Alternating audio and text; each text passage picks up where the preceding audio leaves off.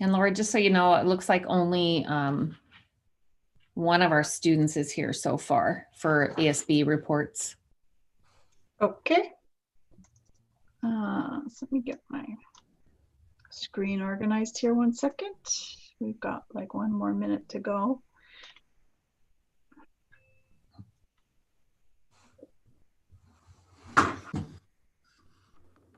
Oh, there's James Dodge. He's good. Yep. And Juan was joining Natalie for an update, so that's why. Oh, okay. He was in Okay. here. Okay. It is 6 p.m. So I will call this meeting to order of the Wenatchee School Board on November 10th of 2020, and would ask that you all would join me in the Pledge of Allegiance. I pledge allegiance to the flag of the United States of America and to the republic for which it stands, one nation, under God, indivisible, with liberty and justice for all. We need to work on our synchronization. And then I have the flag, but then I forgot to share my screen. So I'm closer. I'm getting closer. 1, 2, 3, everybody. Okay. So next, moving right along to our consent agenda. The consent agenda at this meeting, and I did not confirm that we have all of our board members here. Is Michelle here? I do not see her. I do not see Michelle. So We'll reach out. She will show up shortly. Okay, on the consent agenda, we have the minutes from our regular meeting on October 27th, vouchers and payroll, personnel report, surplus report, contracts, and also a donation. Is there a motion to approve the consent agenda? I will motion to approve the consent agenda as presented. Great. Is there a second? I will second. Judy went first. Super. Okay. Roll call vote, please. Maria? Aye. Martin? Aye. Julie? Aye. I am also an aye, and I still do not see Michelle. So moving right along. The next item on our agenda is citizen comments, and I want to do a brief introduction to this section. So we would ask that you would state your name and address, and that your time is limited to 3 minutes or very close to it. I'll try not to chop you off if you're in the middle of a sentence. Also, this is a time for you to, and Kim's going to put up the timer there, for those of you who are speaking to share your thoughts with the board. Please don't expect us to engage in dialogue or to give you a response here at the meeting other than acknowledging your comments. This is the time for you to speak. And so please tell me who we have first up, because I do not have a list of these folks. I'll go ahead and call them off tonight. So we're going to start with Natalie, and you can introduce yourself, Natalie, and turn your camera on and your microphone on.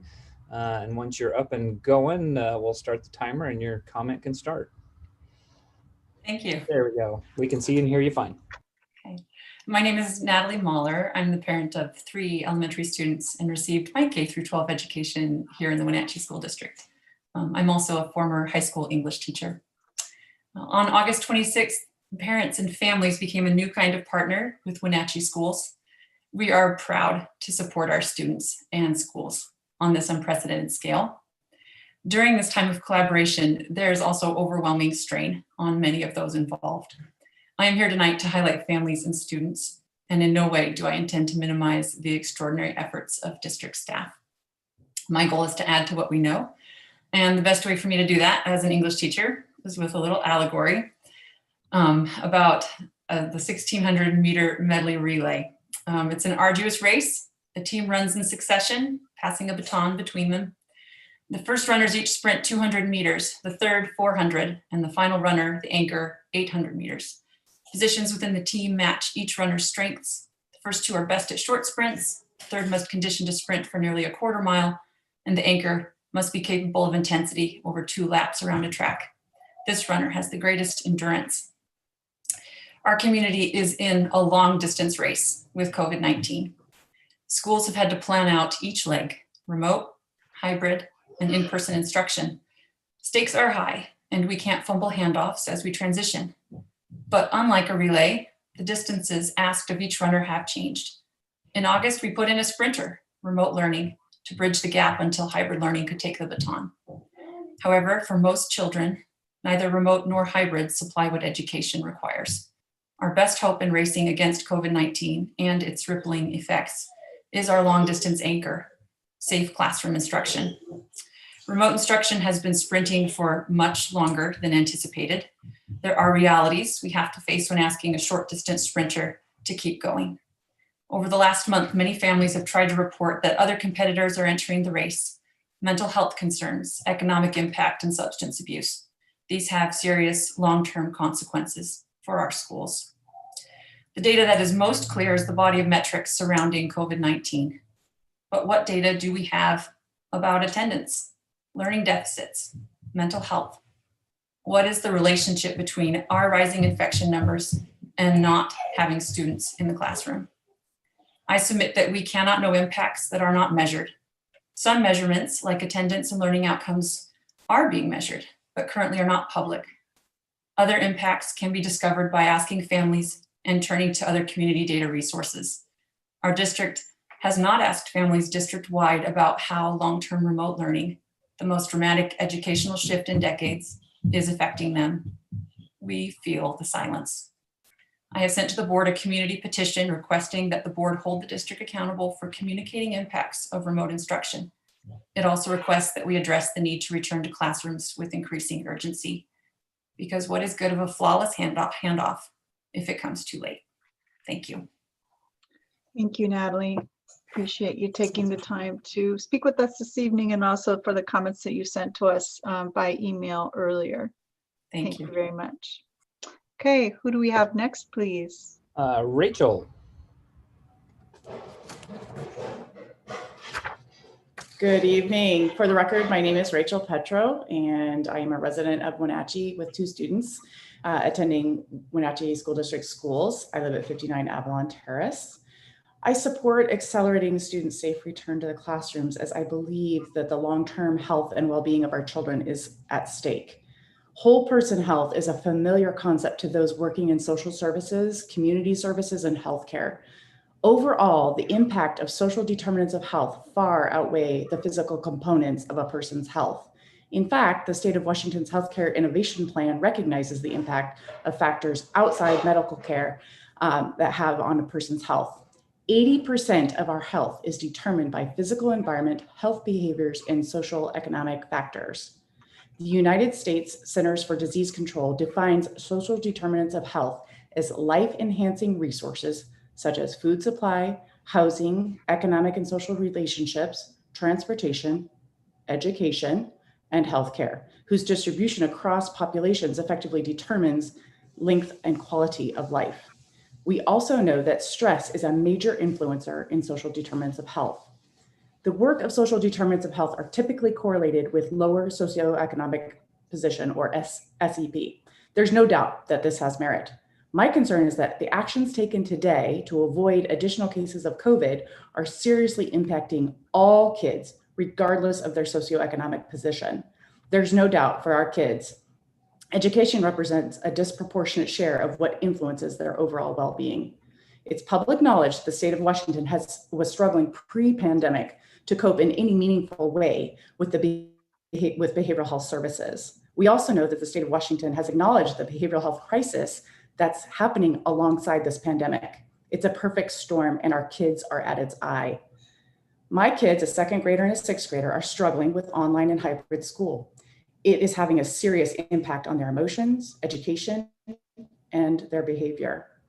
We have good days and we have disasters. This is true of every family I know, regardless of their socioeconomic position. It's crucial that our community and this board and the district consider all impacts on our kids of delaying a swift return to safe in-person learning. So thank you guys for your service to our community and the opportunity to testify tonight. Thank you, Rachel. Appreciate the time. Thank you. Next, And it should be Lucy. Lucy. Hi, my name is Lucy Patcho, and I'm a sixth grader attending the Wenatchee School District. COVID has had a bad effect on me personally and with my friends, relationships, and even school. Before COVID, I was doing all right, but now it's not so good. It's really hard because when you're online, you really don't get to see your teachers. You don't feel any motivation for almost anything you do. There's a lot of depression and unmotivation, and sometimes I feel like, what's the point in doing this? Is it just for an online saying successfully submitted? What more is this to this? And I'm going into middle school this year. So I want to make new friends, but it's really hard to have new relationships with COVID and being online all the time. Being online has also had an effect on me. When I'm online, my emotions tend to be, I have a shorter temper, I get really depressed, and I can't seem to pull myself away from the screen. It's really hard to get motivated for something you never get to see in action. And it's just really hard to get excited about something that just, you don't feel like you're doing anything. You just feel like you're just successfully submitting something, and you don't really see the effect of getting a good grade.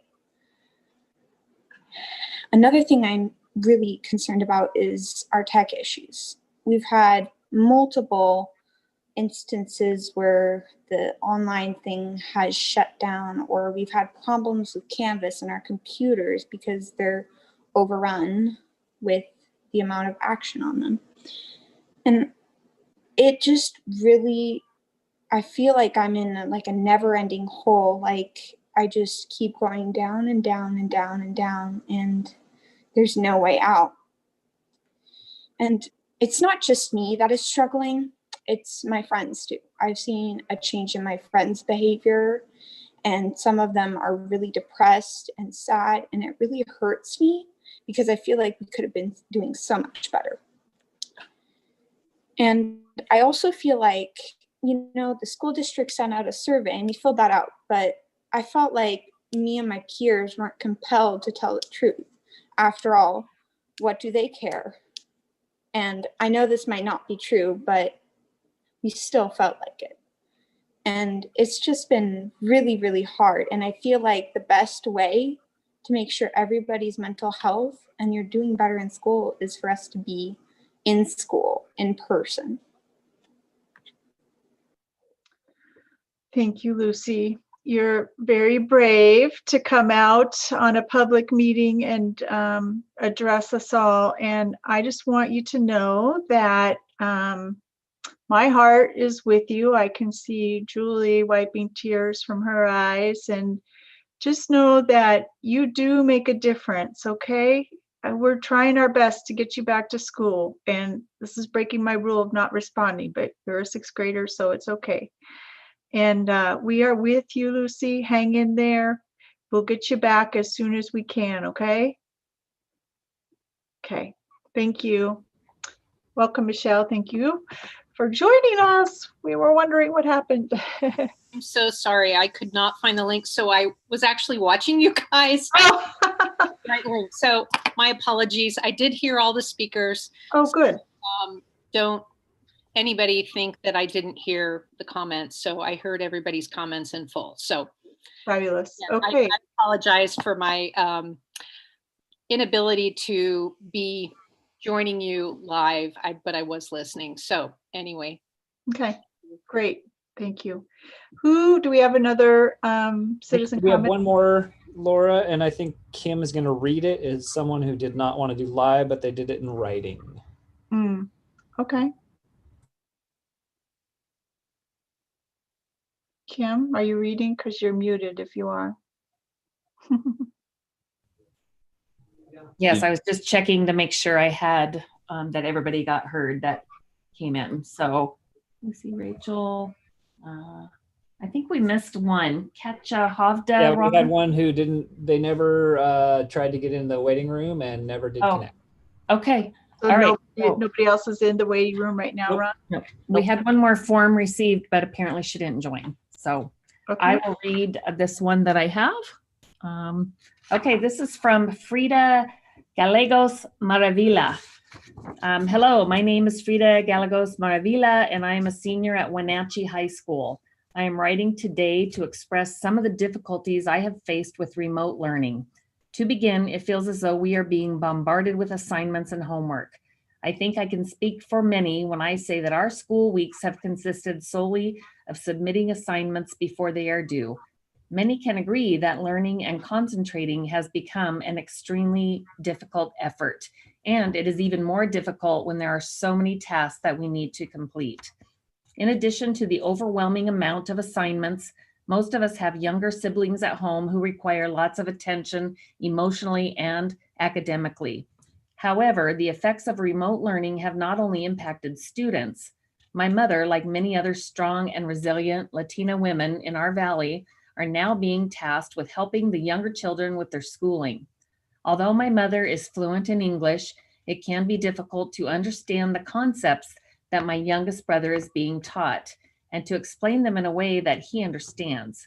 It is important to keep in mind that many Latinx families have a greater language barrier and or occupations that prohibit them from helping kids. Many of my peers agree that it is frustrating to have to handle so many things at once. The global pandemic has caused much uncertainty and it has drastically changed the way that we are doing things. But I believe the majority of students in our district would appreciate and benefit from more support from the district. Being home is not easy for everyone. School is not easy for everyone. I understand that our transition to face-to-face is controversial and difficult to address, but if there is at least one way that the district can alleviate some of the stress we have all been feeling, it is a step in the right direction. Thank you. And Frida, if you are watching, thank you so much for collecting your thoughts in writing and sharing those with us. We really do appreciate hearing from you. So thank you so much. Okay, and I understand that's the end of our public comment for this evening. Is that correct? That is correct, Laura. Okay, great. So do we have some ASB reports? Do we have students with us this evening? Who do we have? Good. Do we have WHS? Yes, James Dodge, I believe, is here. There he is. Hey, Yep. James. All right. Hey, guys, I'll just get straight into it. All right. So one of the first things we've done after the last meeting was we got together with a bunch of other people in a virtual leadership conference put on by AWSL that talked about creating opportunities for students and also about race in the high school.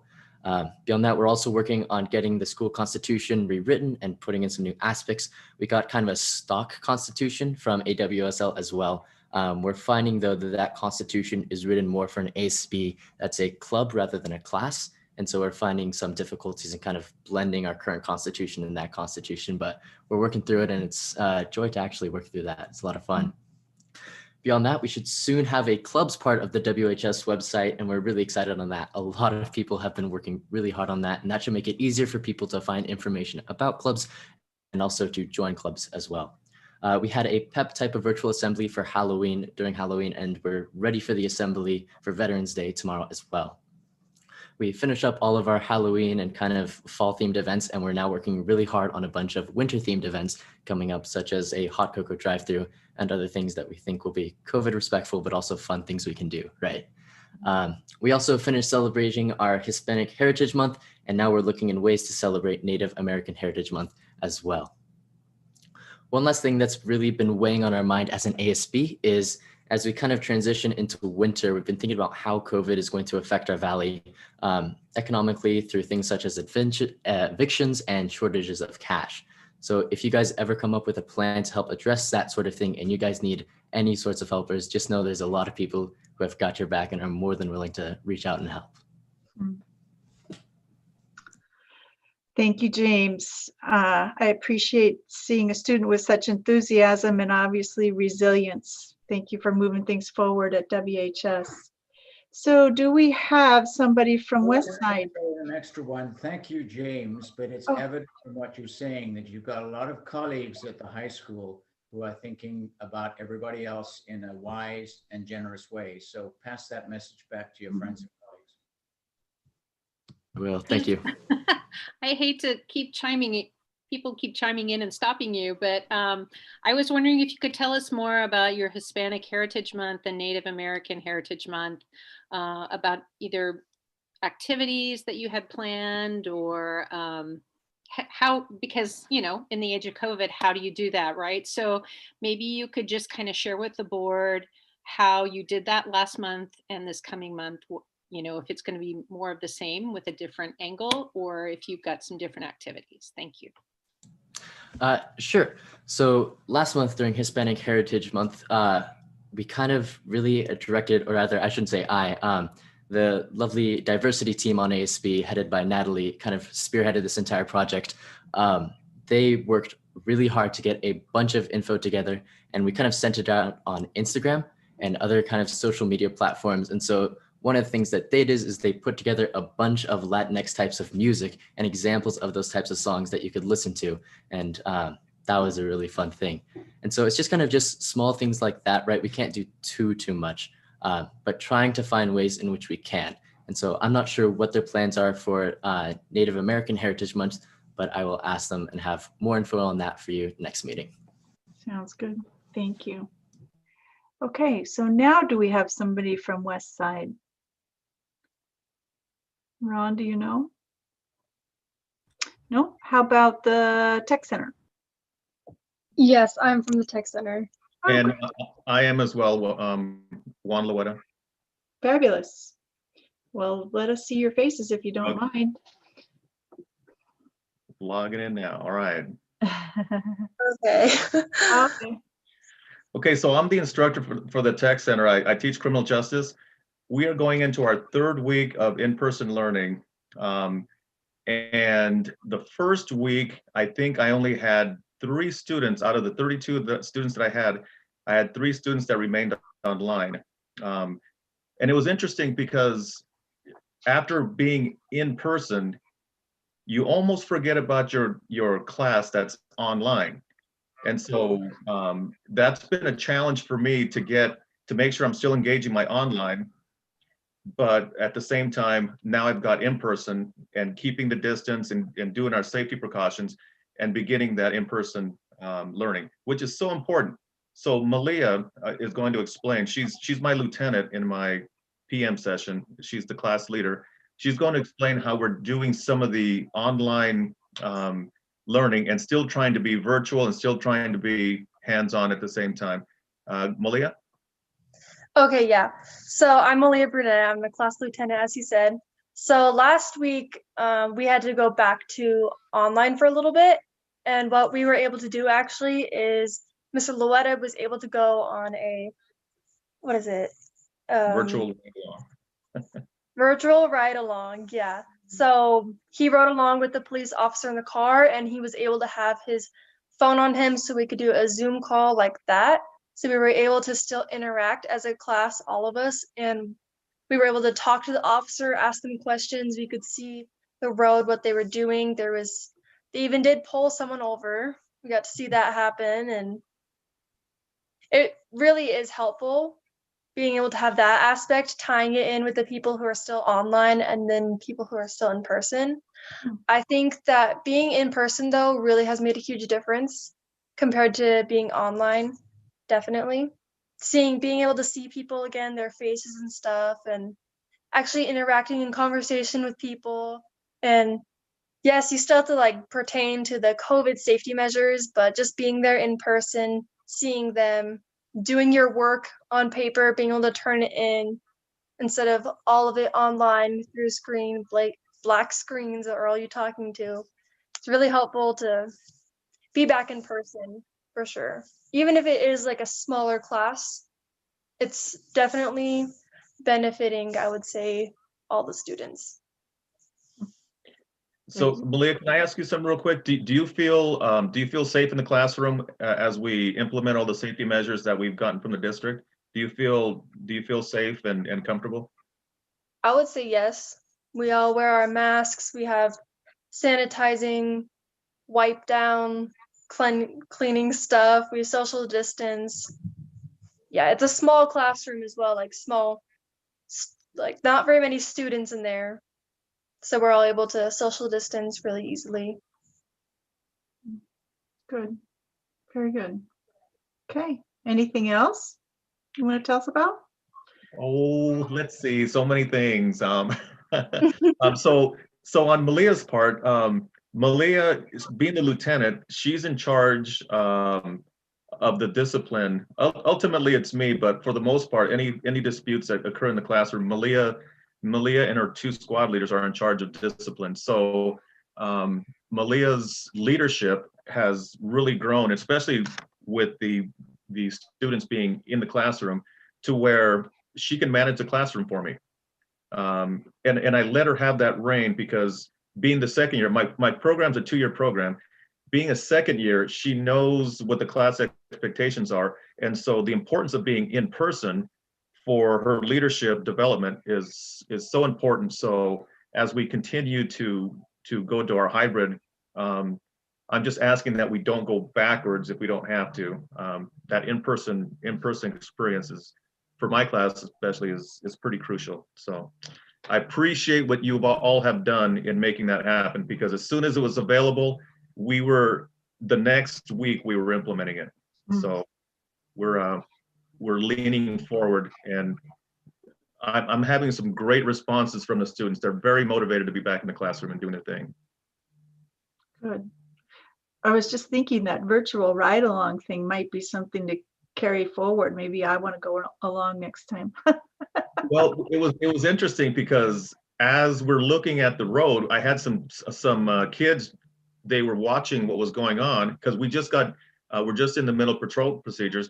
They were saying, "Hey, why doesn't that car have a license plate?" And then the officer acted on it, and then we pulled the car over, and then they see the officer do his business, and then the backup comes on, and then the officer comes back and is talking the class through, here's what we're going to do now, which is confirming what we're doing in the classroom. So that interaction, I'm almost not there. It's just all of my 15 students online interacting with the officer, and he really loved it. After I'm done with talking to him, he said he'd do that again anytime. Oh, cool. Very neat. Love Yeah, it. that's good. Okay. Thank you both for being here this evening. We really appreciate knowing what's going on and hearing good things. It's wonderful. Thank you so much. Thank you for having us. All righty. So next we are going to move on to special presentations. 5th grade strings Veterans Day video performance is what I see on the agenda. Yeah, Ron's gonna tee that up for us. It's a really nice introduction, and then you'll be able to see students playing their instruments. So Ron? It will look as good as it's going to look. Screaming a video across a video is sometimes dicey. So we tried earlier and it looked okay. So we'll see how this goes.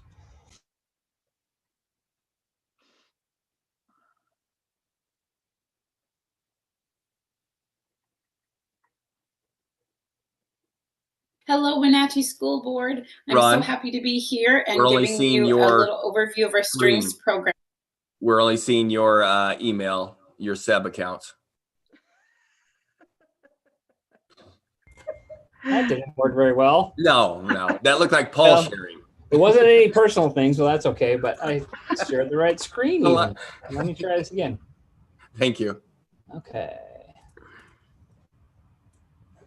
It is.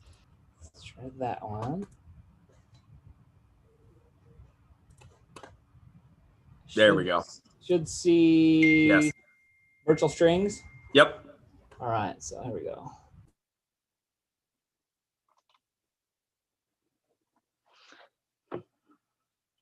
Hello, Wenatchee School Board. I'm so happy to be here and giving you a little overview of our strings program that we've been doing virtually this year. My name is Michelle Vaughn, and I teach at 4 elementary schools: Washington, Lewis and Clark, Sunny Slope, and Mission View. And I also have a handful of students from the Wenatchee Internet Academy. So we're teaching both 4th and 5th graders at all those schools. And my team is also here in spirit. Tammy Lopashinsky is teaching strings and general music at Columbia.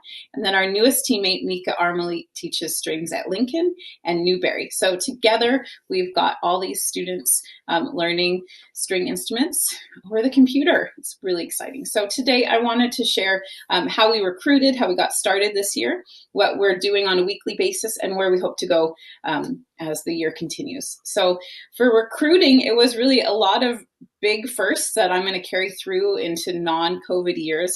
I want to say a special thank you to Stacy Bain for helping me get everything going and having meetings with me and being a big supporter of strings, as well as Diana Hagland, who helped on the PR side get everything out to everybody so we could build our strings program even from far away. So Tammy and I made a commercial to start the year, just a quick little thing that Diana Hagland sent out on Facebook, and we were able to put on the school's websites. It was definitely a first to do a commercial. We usually do a full assembly to the whole student body, or would go in and do little mini assemblies for classrooms or music classrooms. And somehow I felt more nervous doing that 30-second commercial than I did doing a huge assembly to, hundreds of people. So that was a first, but it was really effective. And I feel like we reached more parents than ever before.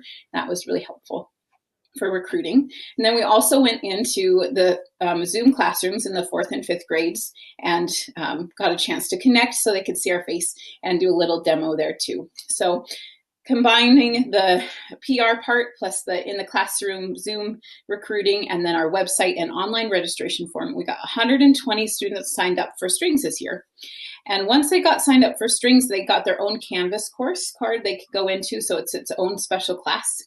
And we were able to get people signed up on violin, viola, cello, and even I have a couple basses that have been, I'm laughing because you should see me trying to get my camera in the right spot to get the whole bass showing and then not hitting anything with my bow in the process. And there's always like somebody watching.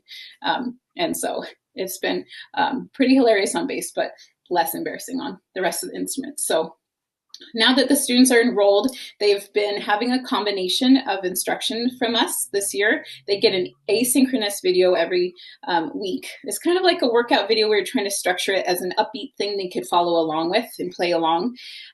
They're about 10 to 15 minutes long. You can pause it, start over, or save it for later. You can really tailor it to your own practice. So those have been really fun to make because then I can really I can like stop and say, okay, now practice this and then come back, turn it back on. It's nice to be able to pause myself that way. And then the students are also meeting with us one-on-one or in small groups. I chose to do all one-on-one lessons because I really love that format. So I have 76 private lessons a week.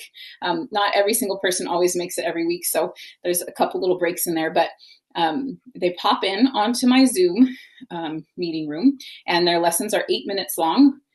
We started with 10 and then I got too many students, so it's 8 minutes, and you would be shocked at how much we could get done in 8 minutes because we have the complete focus of that one-on-one connection there. So some highlights of having the Zoom lessons this week or this season are that I can just see the kid one-on-one and actually get to talk to them, connect with them. How are you doing? How's your instrument? What was hard for you this week? What was great? We've been able to celebrate that way. I eventually get there in a group classroom, but those first few weeks can be really hectic with a big class. So it was nice to just start right out with one-on-one. And then I was really nervous about teaching a very beginning student on the computer because I've done it before with older kids, but I thought, how am I going to get someone started? But it actually works great because watch this. When I was teaching them how to play hot cross buttons, I could literally put my violin all the way in the camera. They couldn't even really see my face anymore and say, put your finger right here and then change to this finger. And it was so in their face, so easy to see, and they had immediate response and feedback from me in their lesson that I had so much success with it, very little frustration on their instruments. more so than when we have a big group class and they maybe were in the back of the room and unable to see my hand. Because no matter what season is, COVID or not, you never want to get right in somebody's bubble so close, but on the computer can get really big. So that's been really, really fun to see. I've had great progress in both my first and second year classes this year. So we've been just working on folk songs, Twinkle Twinkle Little Star, things like that. In first year, they've been getting to know their instruments. Second year, prepared Marine's hymn for you that you'll hear in a little bit. And then I wanted to share what we're doing the rest of the calendar year. So we are really focusing on note reading. I've been in a lot of trainings where impact literacy has come up, and I've gotten to watch those presentations, even though I'm technically not in the same reading environment that the other teachers are. So I've been happy that violin, well, strings, applies to literacy so much too. So the first years are learning their letter names of their notes. And so they've been practicing this last couple of weeks, tracking those notes as they go along on the page and playing at the same time, building their note reading skills that way. It's really difficult for them to do two things at once. And then my second year strings are starting to really focus in on note reading on the staff, so just traditional music. And that's something they've been doing in general music all along. And so a lot of them have literacy there already, but their fluency is not very good, because they have to do all, their bow and their hand and read it at the same time can get overwhelming. And so in past years, I've had a lot of students that want to just kind of shut down a little bit. It's scary, it's hard, I don't want to do that. I just want to memorize my song and play it by ear. But with this one-on-one connection and the private setting, they've been a lot more receptive to it, and we've been able to get over those little bit of nerves, a little bit of anxiety about it, and just jump into note reading. So I'm excited to see where that goes over the next few weeks. And we'll carry it into the next calendar year with full speed on note reading. So next year, I'm wondering, will we be in person? Will we be on virtual still? And I'm hoping to be in person, of course. So we ordered some really fun music for the kids to work on. We have titles like Dragon Hunter and Age of Heroes, really epic pieces to work on. So if we're virtual, I'll have the kids learn their own part, and then I'll record the other parts of the orchestra so they can play along and have that feeling of playing with a group. And then, of course, if we're in person, they'll get to play with their friends, their musician colleagues, and get started being in an orchestra, learning those skills too. So that's what we've been up to in the strings world. Thank you so much for your support of arts in Wenatchee School District in general and strings specifically. And so I wanted to share this compilation of 8 of my string students playing Marine's hymn. At the time I was subbing for Lincoln, so there's actually 5 elementary schools represented in this little video, and I hope you enjoy. Thanks so much for having me, and have a great evening.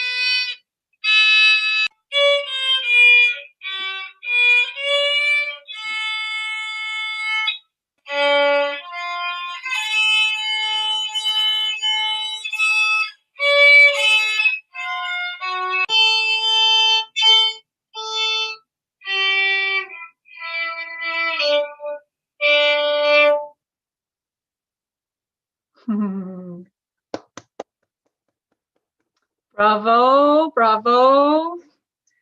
Thank you for making online learning fun for your students, and thank you for all the students that participated in this little brief entertainment tonight. We simply enjoyed it, and we look forward sometime to seeing you in person. And keep it up, keep going. You're doing great.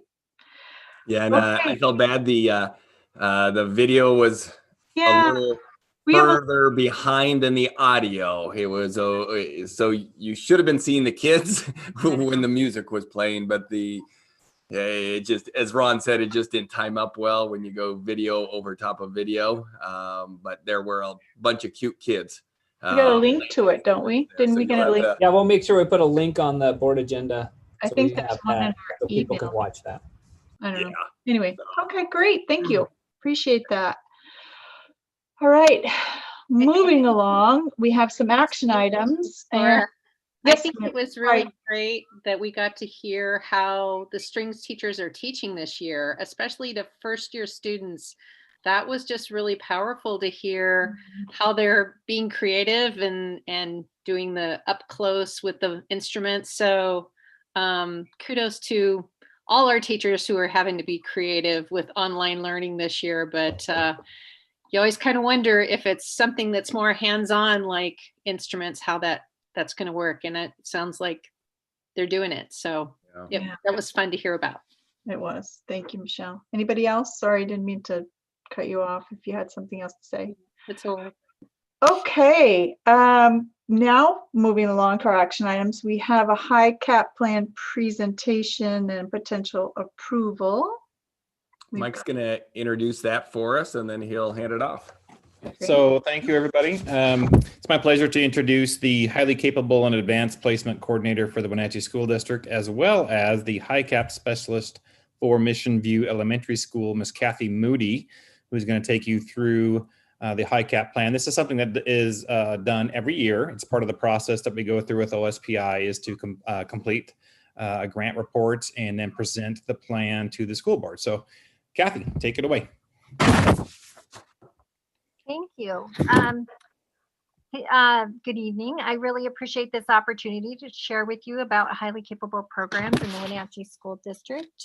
And let me see, tech-wise, if I can get my slide deck up there.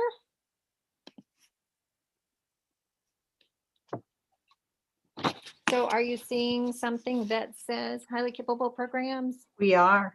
Awesome. All right. So you have received a copy of the iGrant Form Package 217, which is, as Mike said, the highly capable program plan that we submit to the state each year. This form package requires school board approval in order for us to receive state funds. The budget for highly capable programs is $528,886. The state funding formula is 5% of the district student population, which covers about 43% of the high cap budget. And the rest of the budget funds come from BEA, levy, and local dollars. And so I'm here to share some background information about our program plan. So as educators, one of our roles is to address the learning needs of all students. And the purpose of highly capable programs is to provide services that acknowledge and address students' diverse advanced learning needs. So in Washington, access to highly capable services for identified students is access to a basic education. We have just recently completed the elementary fall identification process.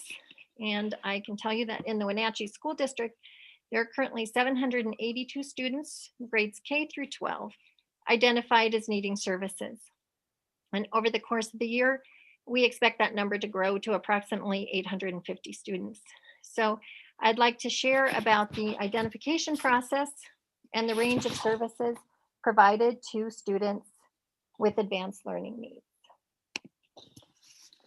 So the Wenatchee School District high cap program follows identification procedures as outlined by the state of Washington. And before we move through the process on this slide, it should be noted that one of the imperatives from the state is that district practices for identifying the most highly capable students must prioritize equitable identification of low-income students. Basically, the identification of highly capable students should roughly match the overall demographics of our student population, because students needing highly capable services exist in every segment of the population. And so we are addressing that in multiple ways. Communications in the identification process are printed in the two predominant languages in Wenatchee, English and Spanish. Parents have the option to indicate whether they would like their students to receive testing instructions in English or Spanish when they are referred in the early grades. Typically, testing occurs during the school day, so transportation is not a barrier. This fall, with students online, our testing plans have been modified, and we will continue to be flexible and adjust as the year progresses. Each year, we use academic achievement data to universally screen students for the need for program services. So for each student, we look at data for multiple years and with multiple measures. Beyond academic data, typically universal screening is done in 3rd grade using the COGAT, which measures students' reasoning and problem-solving skills.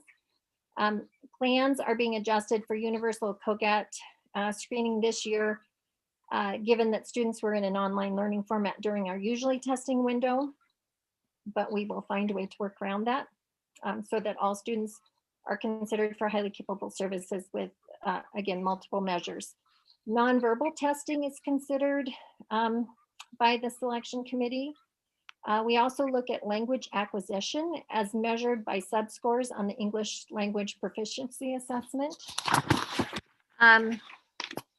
As required by the state, local norms are used in the selection process wherever possible so that students are compared to other similar Wenatchee students. So we use local norms for Title I schools and local norms for non-title schools. And as part of our ongoing efforts to utilize the CLED rating scales, and CLED stands for culturally, linguistically, and economically diverse. As we're trying to use those in a systematic way this year, as primary teachers were asked to consider students for referral, they were all given a copy of the CLED scales. And these scales expand on the characteristics that have traditionally been used for identifying students needing highly capable services. So we continue to seek additional ways to remove any barriers to identification. So the process on the slide here, annual notification was mailed to all households and also published online. Well, all households of district students. And it communicated to families that services are available and that students can be referred for screening. And referrals can always be made by teachers, parents, and community members, most frequently in the elementary years. Then there is permission for assessment that goes home. Once it's returned, students can be assessed. Students are screened and assessed. We use achievement data from iReady as well as state tests in general, although we were missing that data piece this year. And we use cognitive data from the COGAT testing. Selection, the Multidisciplinary Selection Committee of Professionals determines students most in need of high cap services based on multiple objective criteria. And then once students are identified as needing services, there's a notification letter sent to parents or guardians explaining the process, and parents or guardian permission is needed before students receive services. So it's important to note that in the Wenatchee School District, students are identified based on strength areas, reading, math, nonverbal visual spatial problem solving, or a composite of those. And the icons at the bottom just show how actually we're expanding some of our opportunities for communication with parents. So now we have a couple of options where students can fill out permission forms online, which is, I think, a benefit for some folks. High cap services, again, are part of a basic education, and they can be provided in 4 different settings as outlined here. It's a responsibility shared by staff throughout the Wenatchee School District. We focus on talent development, and student services can be provided in these ways.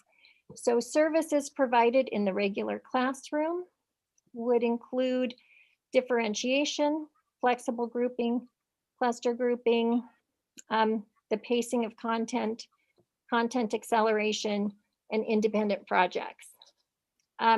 Services that can be provided in a unique, highly capable program occur in all of the elementary schools.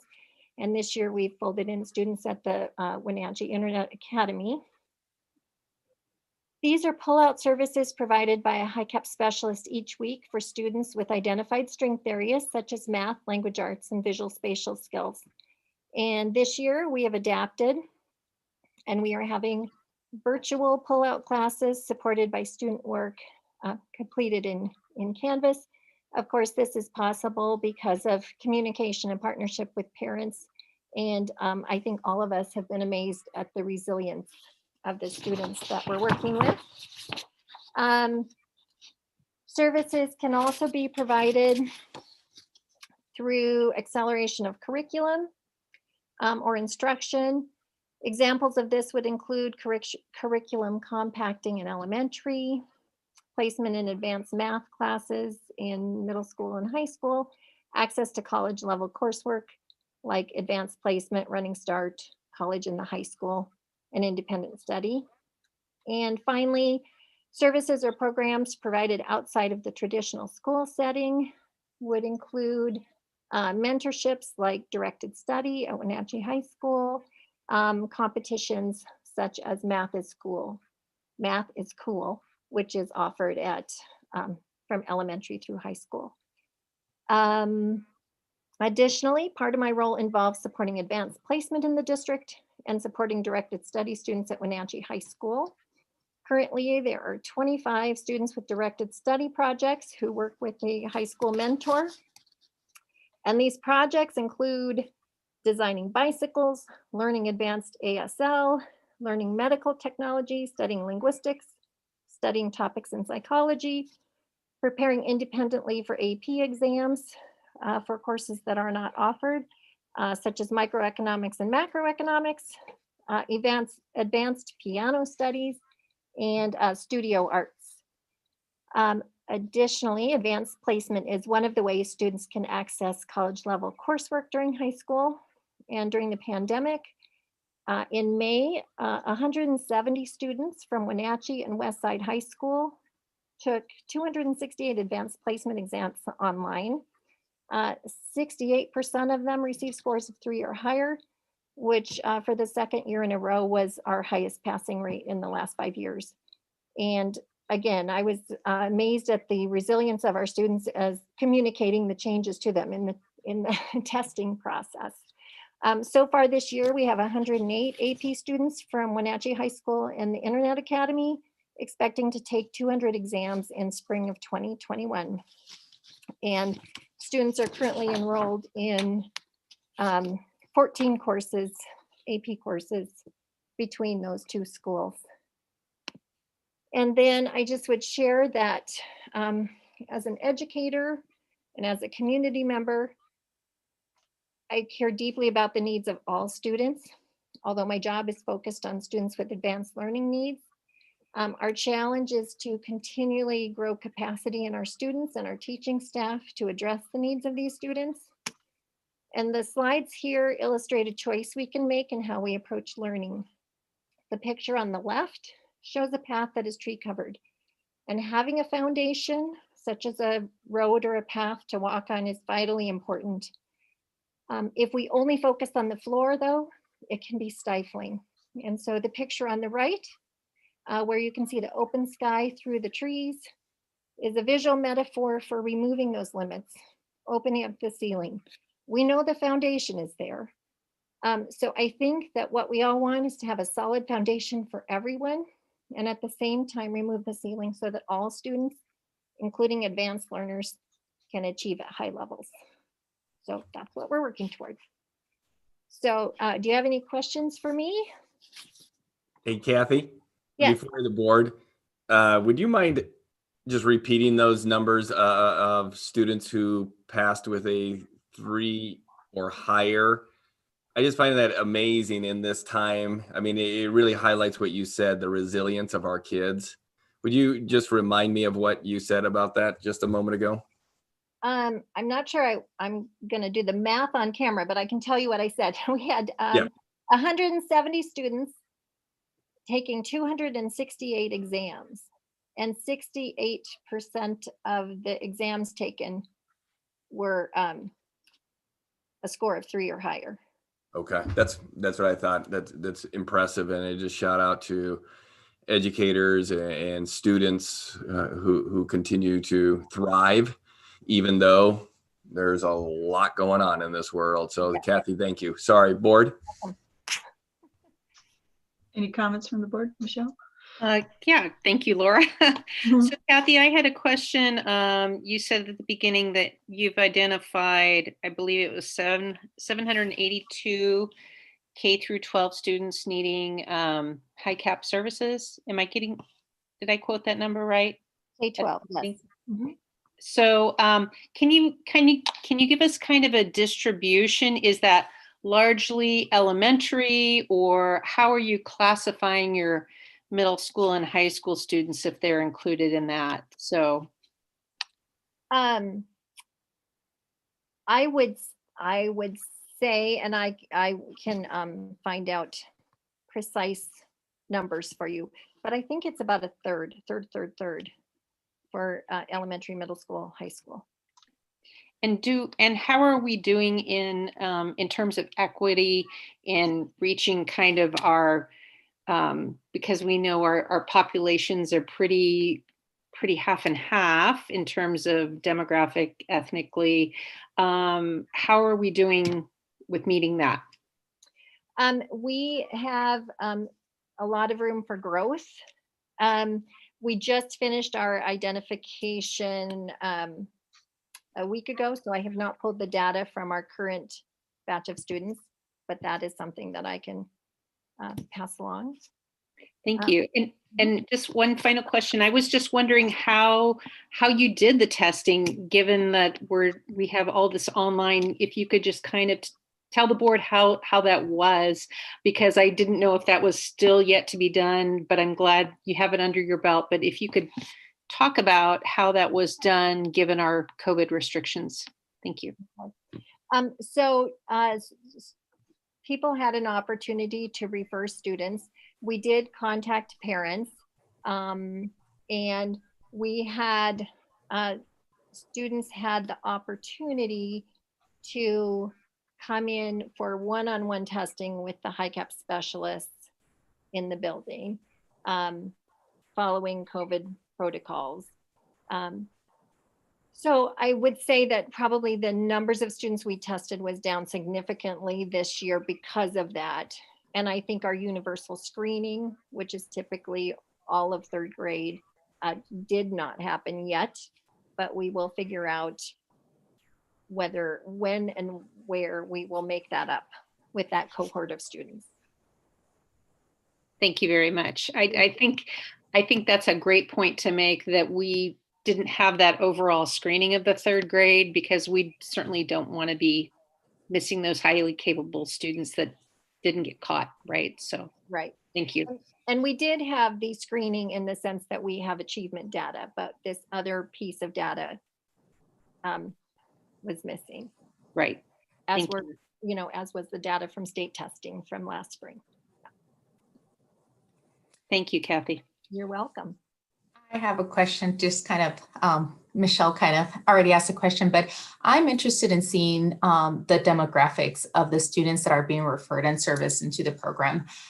From what I understand, and I think you mentioned this, there's room for growth and we got work to do in that area. Oftentimes, from what my experience was, that forms were being sent out and parents weren't returning them for the children to be serviced. So what outreach is HiCap doing for parents that are not familiar with the program, specifically in our Latinx or our low socioeconomic community? That's a really good point. Last spring, I was scheduled to participate in an event that Special Programs puts on. I cannot remember the name of the program, but Nadia Bush coordinates it. And the outreach is primarily the Latinx community, I believe.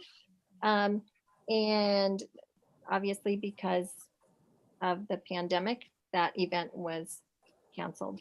But I think every opportunity that we have to participate, to help inform people. I know as the HiCap specialist at Mission View, I work pretty closely with our family advocate to try to communicate with families if they are speaking Spanish and I am not, to bridge that gap. So does that answer your? Yeah, it does. It does. I think if we were to look at the demographics, just guessing, I think they would be pretty disproportionate. So I think maybe this is something that the district can kind of take a look and see, kids that might be, in the bubble that can really get that for the services. There's always, students, teacher referrals also that could, that where we can reach out to teachers and see, okay, how can we work to get these kids to that level so we can provide those services. So, right. Thank you, Kathy. You're welcome. Yeah, I was going to Kathy, I just have a quick question just to follow up with that. Maybe you could just talk about the requirement. Is it a requirement that families have to give permission, or could we flip it and have people be able to opt out if they didn't want to participate? Because that would bring more families in. I would think a lot of families would want to be involved in HiCap if their child has that kind of potential. But I don't know what the requirements are, so maybe you could teach us that. Thank you. There is a state requirement that we do get parent permission. So after notification of identification for services, we would need parent permission. One thing that we have talked about is potentially for screening, we could, like you said, potentially get permission unless people not opt out. We could maybe figure out a way to get that part of a packet that parents sign. I was going to make a comment for parents and families who aren't aware of the opportunities. This has been a year of finding extraordinary different ways to communicate, whether it's for transport or get materials to students, food, flyers and lunch packets, library books, apart from media communications and conventional meetings like PAC meetings. So I think it's an opportunity to use this for HiCap as well as for these other areas which have been, as it were, pandemic crises. And I think the district has discovered new ways of getting to families, and maybe that's a good thing. I think there's opportunity there for sure. Great. If there are no further questions from the board, I want to thank you, Kathy, for the great presentation, and hope to see you again soon. Okay, thank you for all your service to the Wenatchee School District. Thank you. Next on our agenda. So wait, this was an action item. So we have to approve the HiCap plan. Let me just get to that page. Let's see, are we calling that the 217 highly capable program plan that we are considering for action tonight? Is there a motion to approve that plan? I move that we approve the 217 action plan. Oh, you can, Maria. No, go ahead, Martin. Whichever way around you want to record it, Kim. I'll second it, Martin. Okay. Thank goodness. Is there any discussion? Okay, Michelle. Aye. Julie. Aye. Martin. Aye. Maria. Aye. And Laura is aye as well.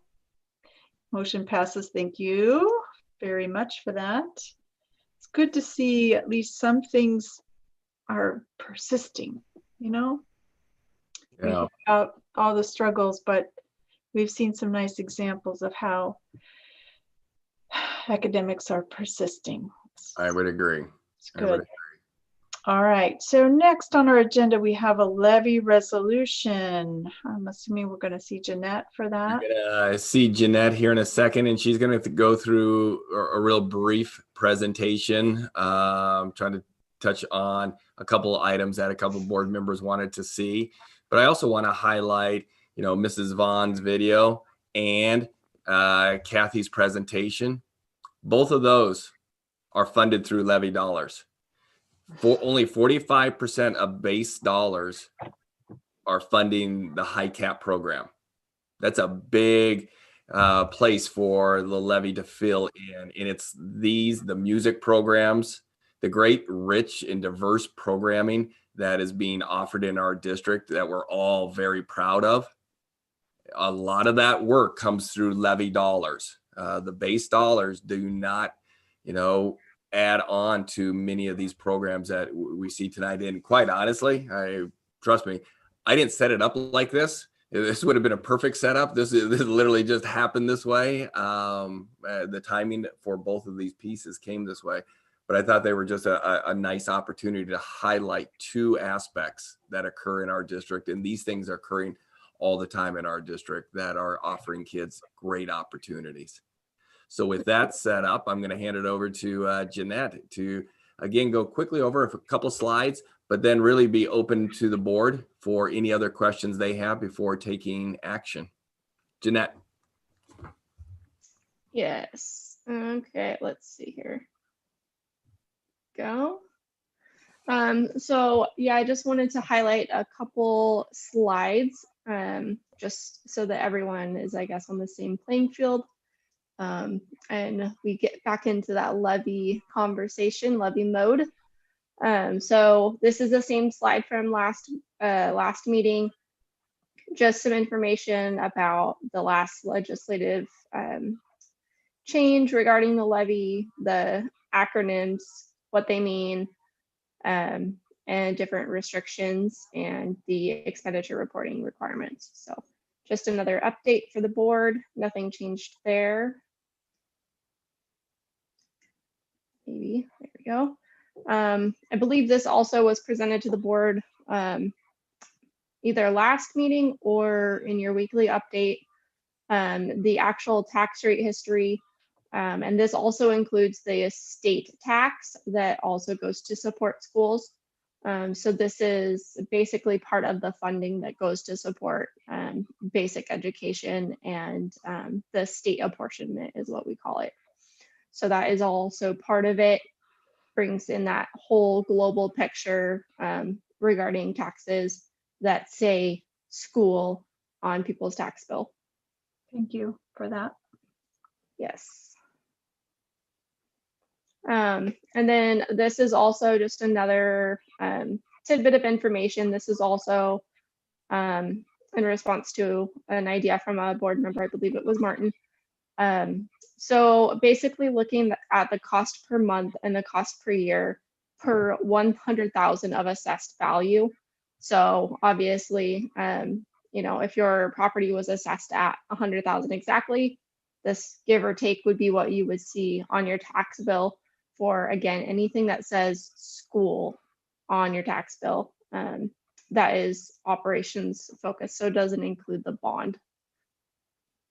And so yearly impact of what we would be proposing for $100,000 of assessed value would be $524 per year. And that's for, again, all of the school taxes. And then let's see here. This again is the district recommendation. The 2021, which is in red, will not be on the ballot. That is what was board approved within the budget process. And so that will be the next year's, next calendar year's tax collections. 22 through 25 will be what is on the ballot. And again, it's at $2.10. consistent rate all 4 years. Total taxes increased by about $350,000 per year, and that is simply due to projections in assessed value growth.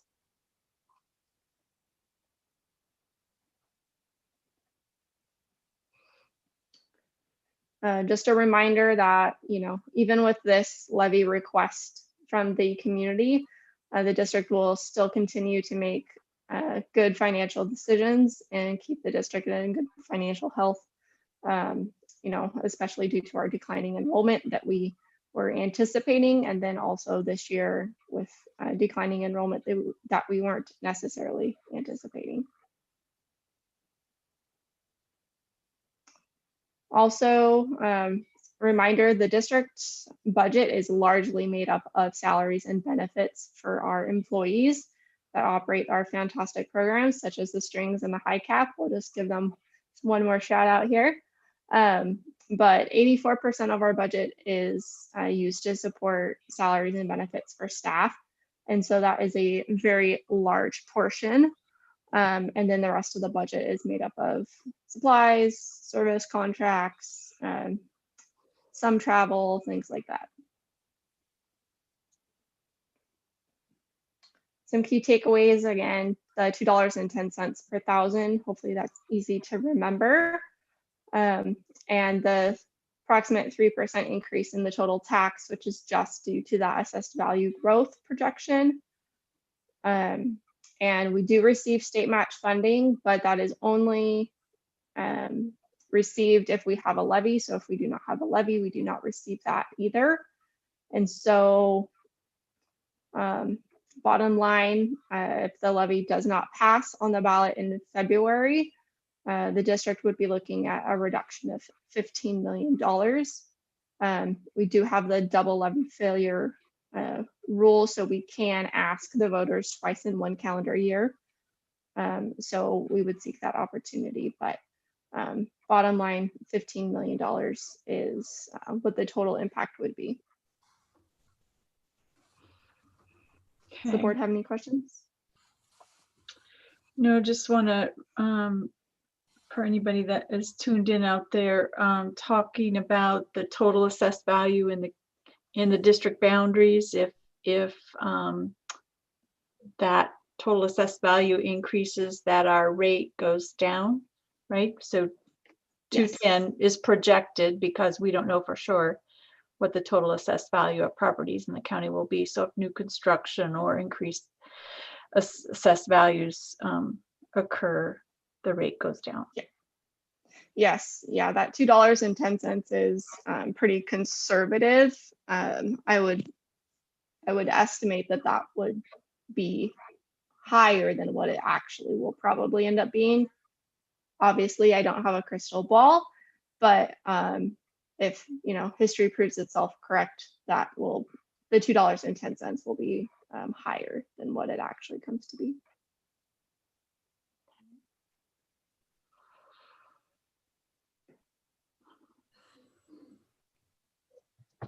Any other comments? And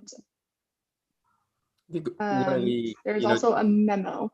So if you guys have any questions on that. And Martin had asked a question a while back, and I think it was an interesting point. 85% of our budget goes to staff, and 67% of our staff live within our boundaries. So those dollars are actually being spent to, again, as somebody mentioned earlier, within our local economy, continuing to be, we are either the second or third largest employer in the area, which is an important aspect of what we do, because each and every one of our people bring great value, as you saw tonight, to our students, to other staff members, to our parents, and to our community. Since Paul opened it up, I might talk a little bit as an economist. When you look at different ways that things are paid for out of taxes for roads and construction, I think education has the highest keep the dollar at home spending, which is the biggest impact on strengthening our local economy. And the other thing that I feel is the education is the future investment. It creates our future qualified employees. It makes us a place attractive for people to live and work. It makes us better quality. It's an investment kind of use of taxes. So I think if you're looking at it from a techie economic point of view, those points, Paul said it more practically than I did, those are really important, apart from being good for kids. Thank you. Martin, anybody else? Are you wanting a motion from the memo?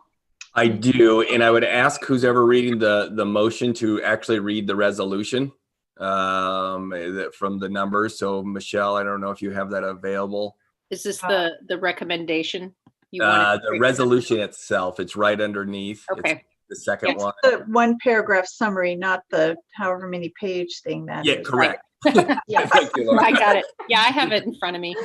So I'll make a motion that the board approve the EP&O levy resolution, which states the intention to place the renewal EP&O levy on the February 9th, 2021 ballot with the amounts of $12 million in 2022, $12,350,000 in 2023, $12,700,000 in 2024, and $13,050,000 in 2025. Great. Is there a I'll second? second. Thank you, Julie. Is there any discussion? Okay. I think, Jeanette, you've done a great job of explaining not just to the board, but hopefully the public. If the public has questions, I know we're probably going to get some in the future, but I think you've, kind of explained it a number of different ways at our different meetings. And so I think it's great material to continue to share with our public, and to want them to support this levy, to support all these programs, some of which we heard about tonight. So thank you for your work on that. Thank you. Agreed. We ready for a vote here? Yes. Yep. Julie? Aye. Michelle? Aye. Martin? Aye. Maria? Aye. Laura's aye as well. Thank you very much for that presentation, and we'll hope for great success in February. This comes onto the ballot on February 9th of 2021. All righty. Next on the agenda, we have the WNEA collective bargaining agreement, and there's Kelly. Hi, everybody. Magic. I am just seeking approval on the collective bargaining agreement between the district and the Wenatchee Education Association.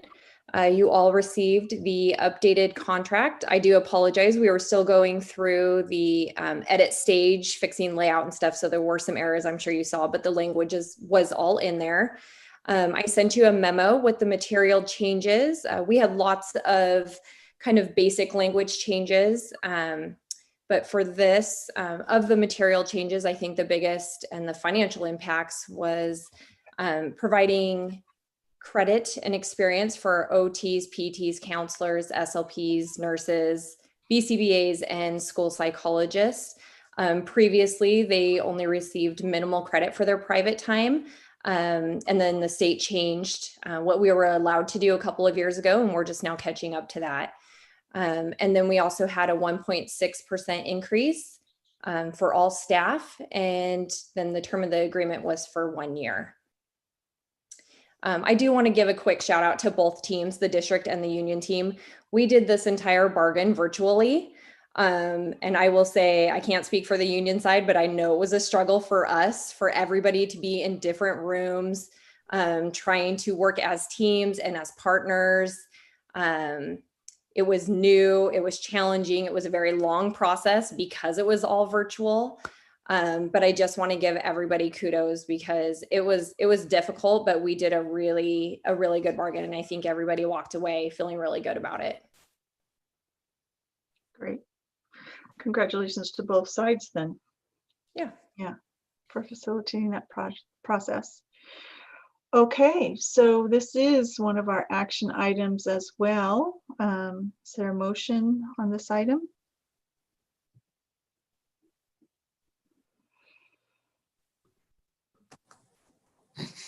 I can jump at once.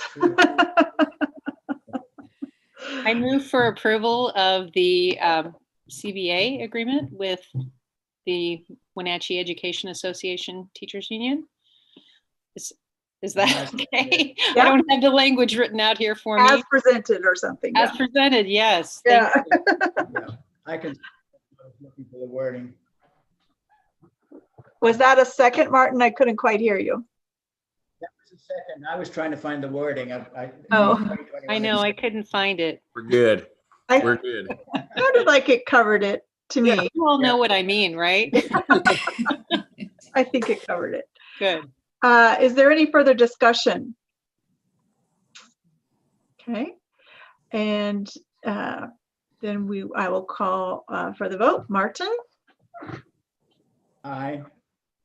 Julie? Aye. Michelle? Aye. Maria? Aye.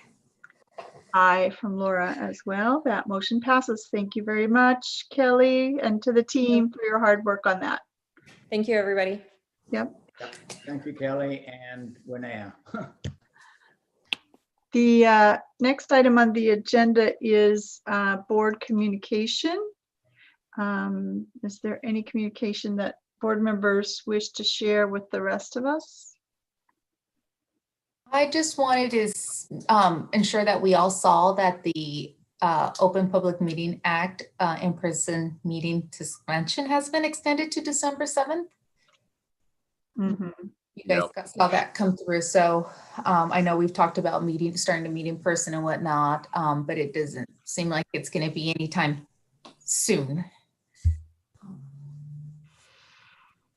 I think the fact that we're also in phase 2, if you go back and read the past ones, it seems that while you're in phase 2, you're still doing online. So until we get out of phase 2, it may be a moot point. So, but I saw, and Paul can chime in, that we're having some work done in the conference room to address future meetings, to have some hybrid meetings or something. Yes. And so I think, even if we're at a different location, we can still have the public come in, right, and do comments and social distancing for the public. I think there are limitations with public meetings right now that you can only have like 10 people total or something. It's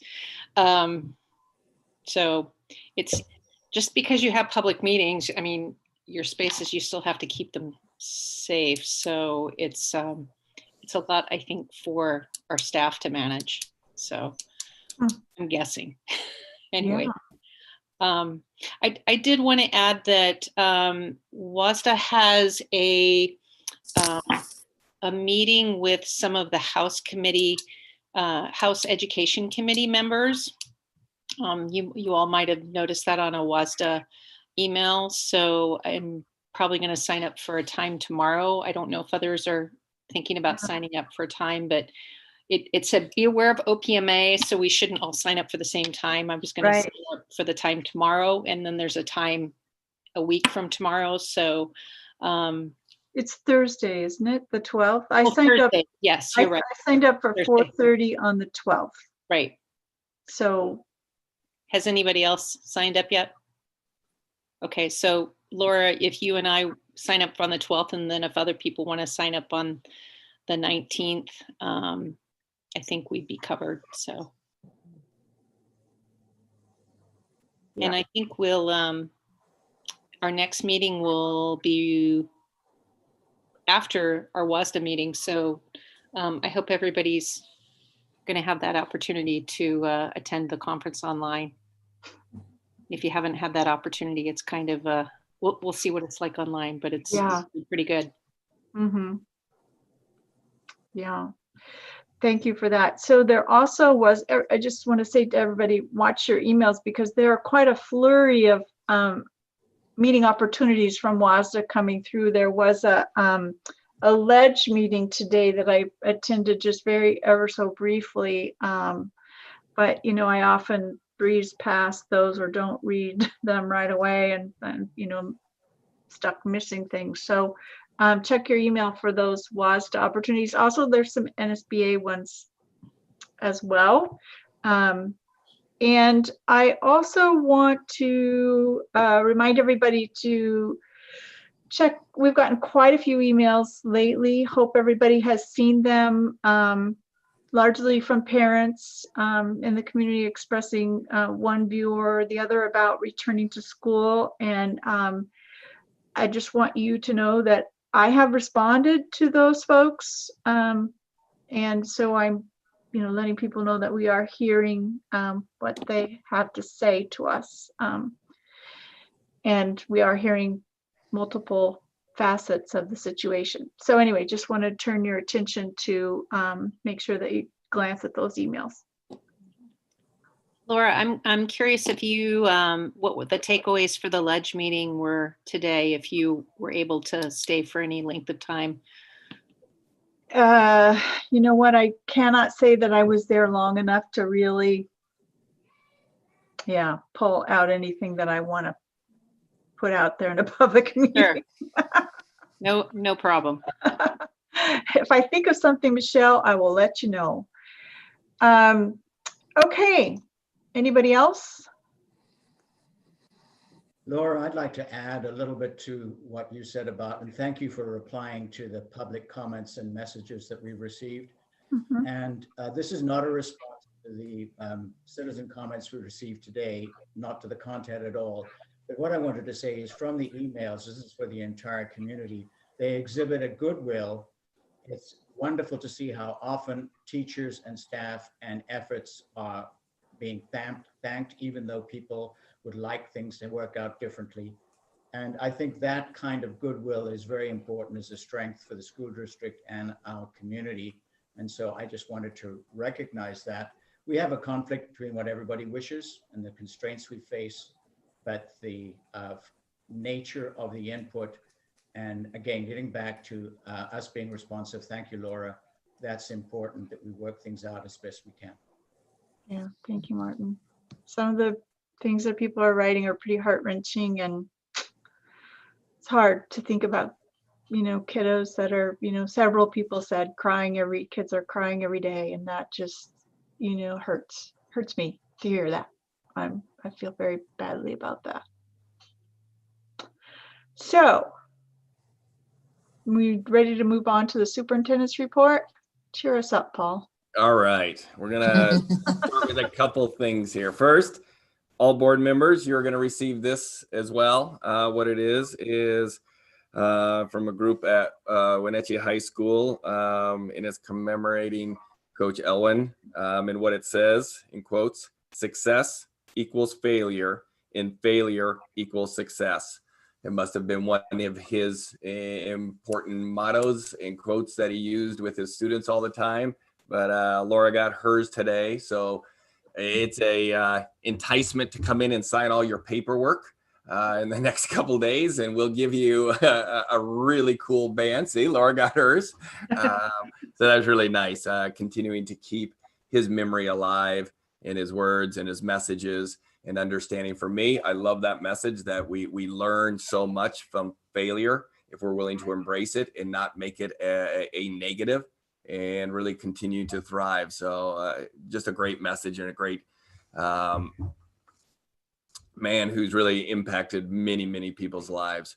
So I wanted to start there, but tonight we really want to hit on hybrid learning, our timeline, the work that's going on, and kind of echo what Martin said.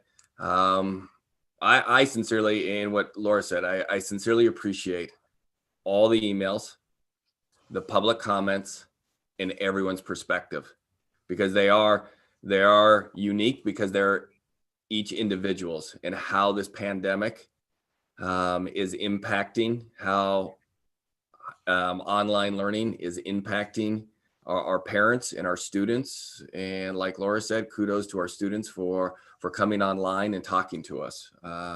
Not always the easiest thing to do, but did it beautifully. So I appreciate it. First, we are creating a very short survey. We've been working on this piece that we're going to be giving out Thursday. It'll go to our staff and it will go to parents. So we'll be putting that out at some point on Thursday. So be looking for that. Recognizing that our online surveys, even when we get 1,500, 2,000 back, it's still not all of our community. It represents a portion of our community, but I think it's a good opportunity for us to do a temperature check for our students, for our staff, for our parents to be able to give us some feedback while recognizing it does not. We just don't hear from everybody on the surveys. So our timeline, we've talked about our timeline before. We have our pre-K students back for hybrid learning, our pre-K through second grade students back for hybrid learning, which is our AM/PM model. We're currently planning to have our third through fifth grade students start after Thanksgiving. I'll be making a final announcement sometime next week on what that day is and the specifics around that. We're currently planning to bring our secondary students back for hybrid learning experience during that second semester, which would start on January 26th. I say all of this knowing that there's a significant spike. And as Laura said, we've received emails on both sides. There is a significant spike in our community right now. For the week of October 28th, it was 178 cases per 100,000. For the week of November 4th, it's 240 per 100,000. I heard from one of the medical experts today. He called me and he said, yesterday was our largest testing at Confluence Health. And there was a 17% positive rate in those tests.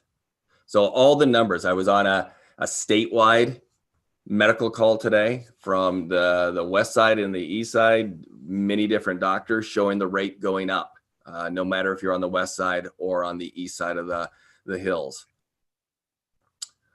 I also know that for many students and staff in our schools are the safest place because we continue to follow the recommended mitigating strategies, the social distancing, the masking, and the hygiene.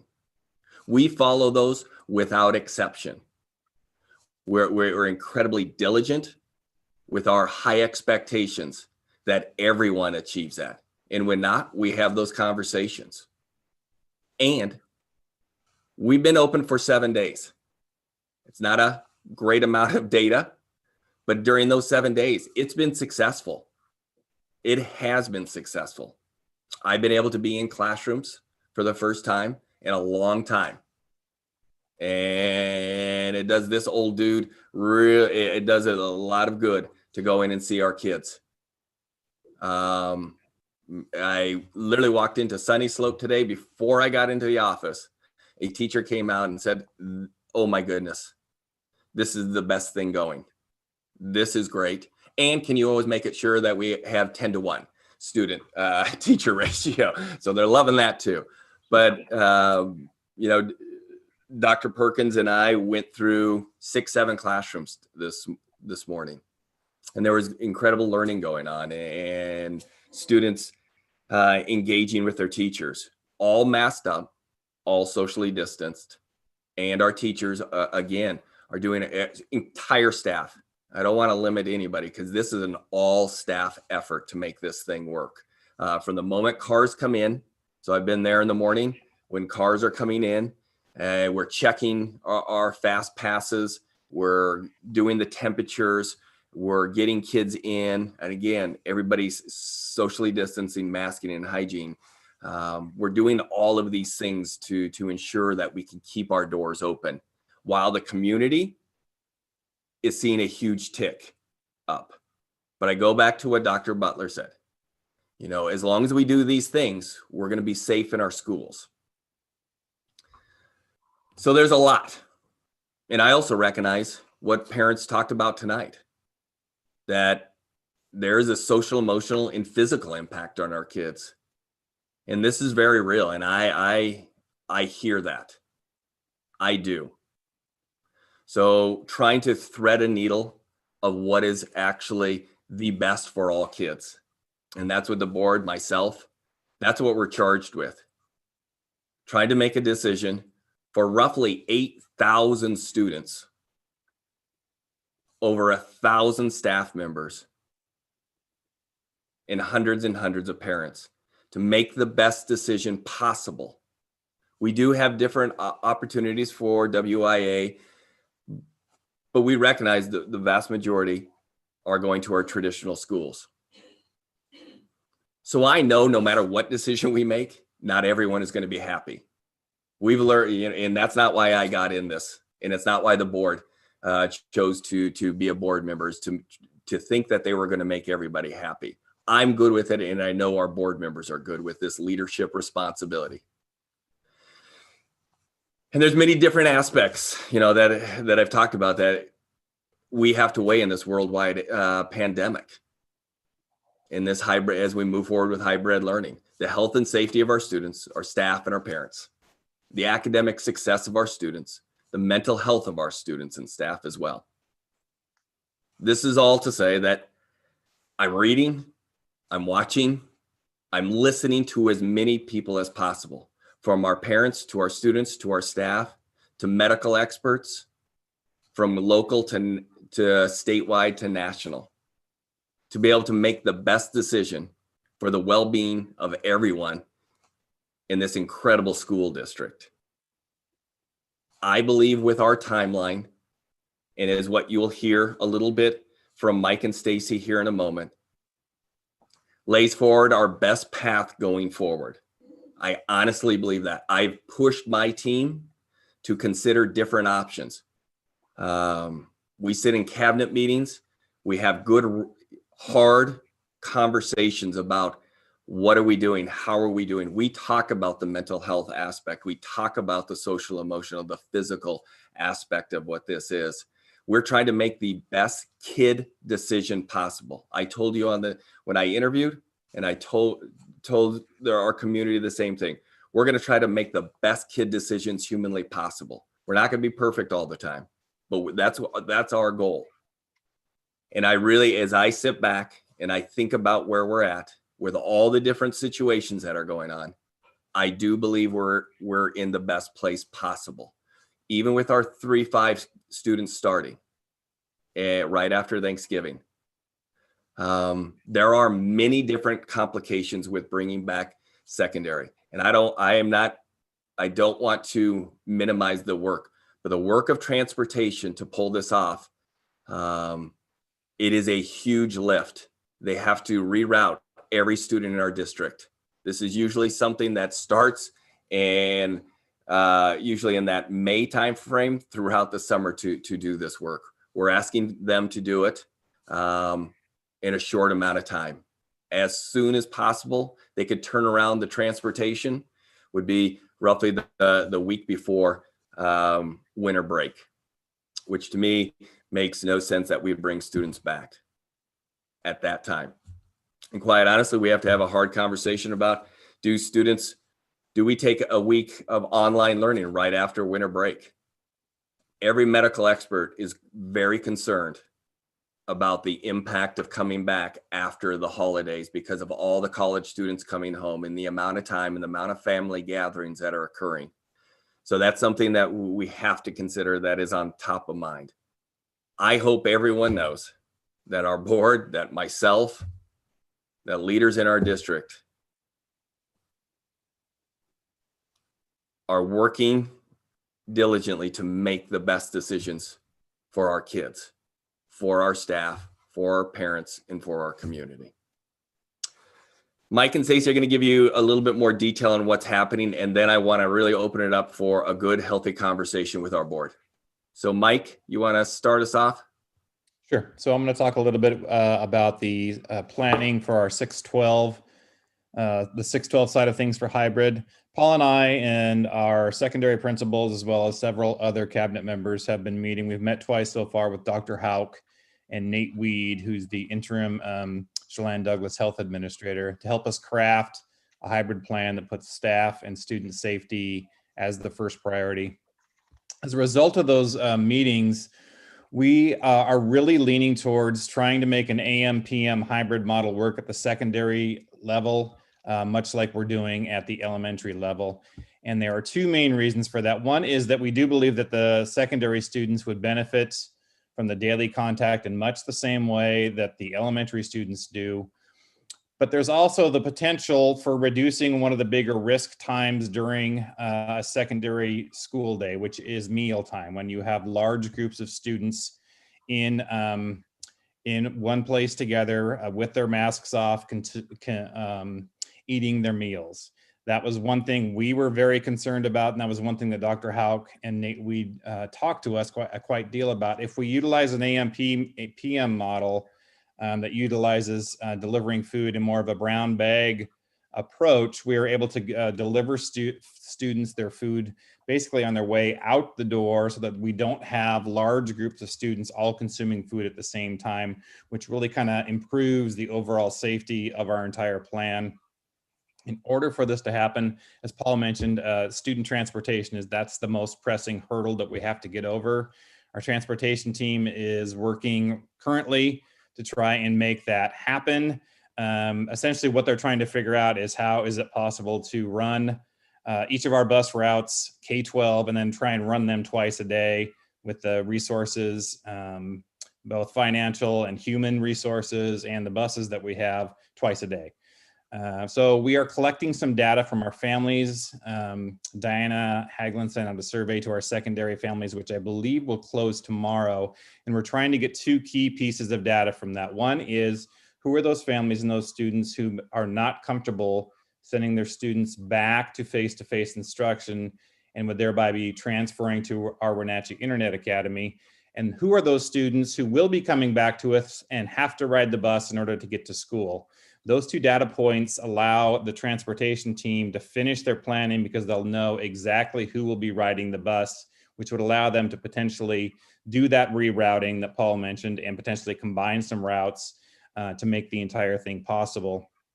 In addition, we reached out to and had a very productive meeting with the team at Link Transit, and we're optimistic that we're going to be able to partner with Link to provide some additional options for our high school families and students, while at the same time lessening the burden on our internal transportation department. So we are very optimistic about this. We should have an answer to that. I am very hopeful at some point very soon, so that we can go about creating the student cohorts. The student cohorts, one way to think about them would be similar to what they did at the elementary school, but just you'd have to kind of ratchet up the complexity of that, given the amount of classes that secondary students take and the amount of requirements for their teachers. So we'd be looking at creating those cohorts based on bus routes for students who need to ride the bus. We take into consideration the cohort assignments of family members who are also in the house, to try and, as much as humanly possible, not to have the same members of a family in different cohorting groups. We also have to be able to maintain the social distancing requirements, which is going to put us hopefully at about 50% enrollment in each classroom, but then also making sure that the students have access to all of their classes. The secondary principals have already created their tentative safety plans, for each of their individual buildings, modeling those essentially on the elementary plans that are currently in place. They'll be finalizing those plans with very much the same process that we used at the elementary school, where Mark Helm and a group of other people will go out, and we will literally walk through each building and finalize what the logistics will be when we are bringing students back on campus. So I'm going to pass it over to Stacy to talk about how pre-K to 2 is going, and then what the plans are for 3 to 5. Oh, thank you so much, Executive Director Lane, and thank you, Board, for the opportunity to chat tonight about the littles that have returned. And to Dr. Gordon's point, they've been on campus for 7 days. So the PKs are back, as we know, for the individuals who are listening from the community. It's a half-day model in which half of the scholars are on site in the morning, half of the scholars are on site in the afternoon. And when scholars are not on site, then they're at home with the remote learning opportunities. So that's just context. So for our on-site learning time, again, to Dr. Gordon's point, and Mike also referred to this and speaking about bringing back the middle and high school scholars, there are very consistent safety procedures underway. Again, with that digital attestation in the morning, the fast pass, the temperature audit that is daily as well. We always observe that 6 feet of social distancing, mandatory face masks, etc. So if individuals have an opportunity to go by an elementary school in the morning between 7:30 and 7:45, this is what you'll see. You will see a drop-off opportunity at the elementary schools with WSD staff working in tandem, working hard, having a valet service, smiling and greeting each family. Welcome to school. Can I take your temperature? And it's just been a very personable experience. So I just want to commend all of the staff that are each elementary and really doing their best to have that customer service and welcoming stance. All right, so now that we are in week 2, the leadership team, yesterday we scrubbed the hybrid model that is currently in existence. We scrubbed every detail of the model, when scholars are on site, what that looks like. Our collaboration time yesterday was meant to re-examine and talk through the specific aspects of when scholars are on site. How are we taking advantage of the very precious amount of time that we have? So again, the purpose of our meeting yesterday as a school leadership team, or I'm sorry, as an elementary leadership team, was to, again, look at every component on the schedule and question, why are we doing this? Is it working? Is it taking too much time? Do we need to speed things up? How could we speed things up? So we went through every single component of that on-site day to really ensure that we were making the right choices, doing the right things for scholars, doing the right things for our staff, etc. So that was just a very good opportunity yesterday to re-examine 7 days in or 6 days in, how's it going, how it is going.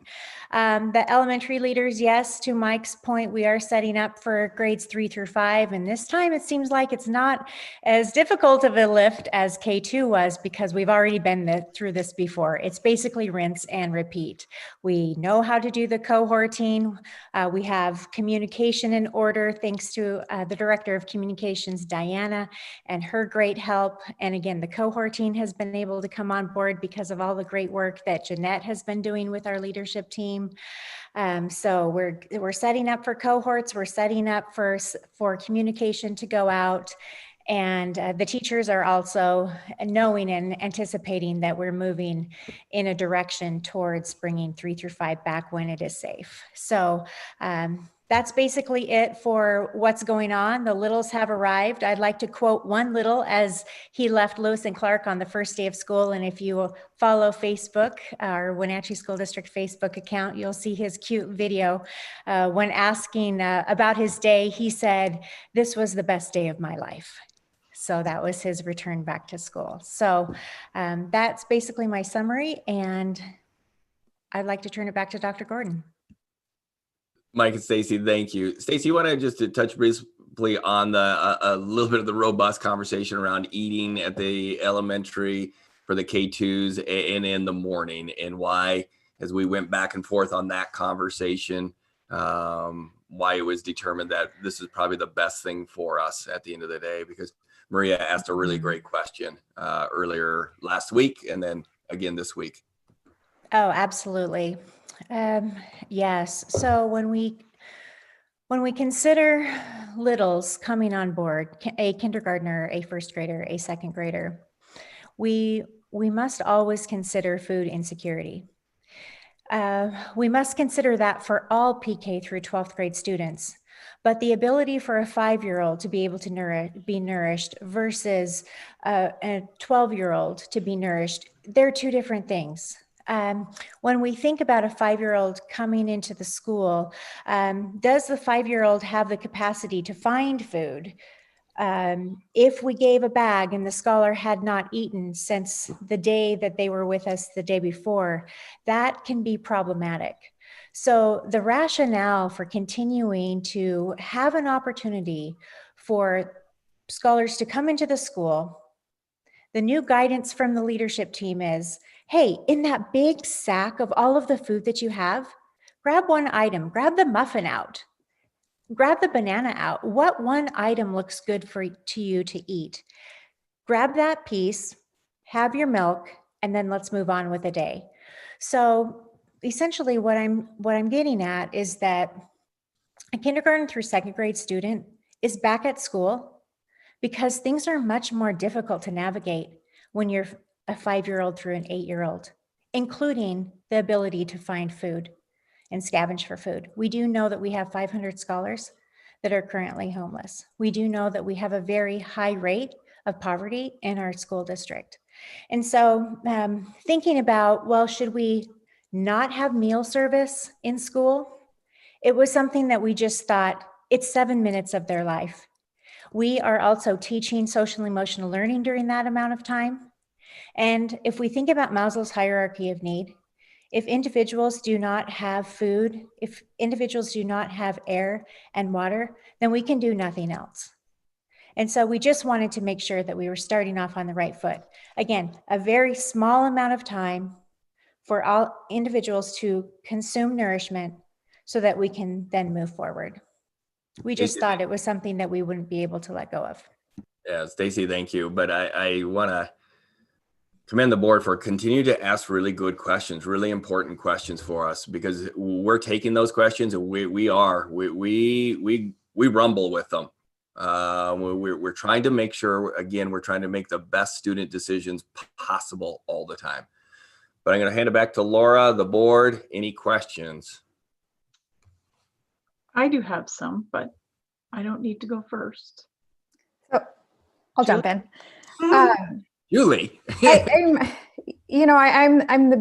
got the parent perspective and things, and I understand cases are increasing, but I'm looking at numbers going, hospitalizations are way down, and wasn't that the point? And I feel like we're getting, as long as we're only getting medical expert type data that we're basing decisions on, I feel like we're always just, we're only listening to one side in some ways. I mean, we're getting a lot of parent feedback, and I'm just wondering what our tipping point is to where we go, there's a fair amount of assumption of the risk, given something that, yes, there's a virus, it's very real, it's out there, cases are kind of going up, we expected that, it's winter, but at the same time, we're getting better at treating it, the hospitalizations are down, the social emotional components that aren't really being measured are what are now what we're crying out about. And so I feel like as long as we're basing this entirely on the medical perspective, we're going to be closed forever, because they're always going to say, well, we'll push it down the road, we've got cases coming up. And so I'm just wondering what our tipping point is to where we just kind of go, no, we've got to assume some of this risk. We've got a model for folks who aren't comfortable sending their kids back.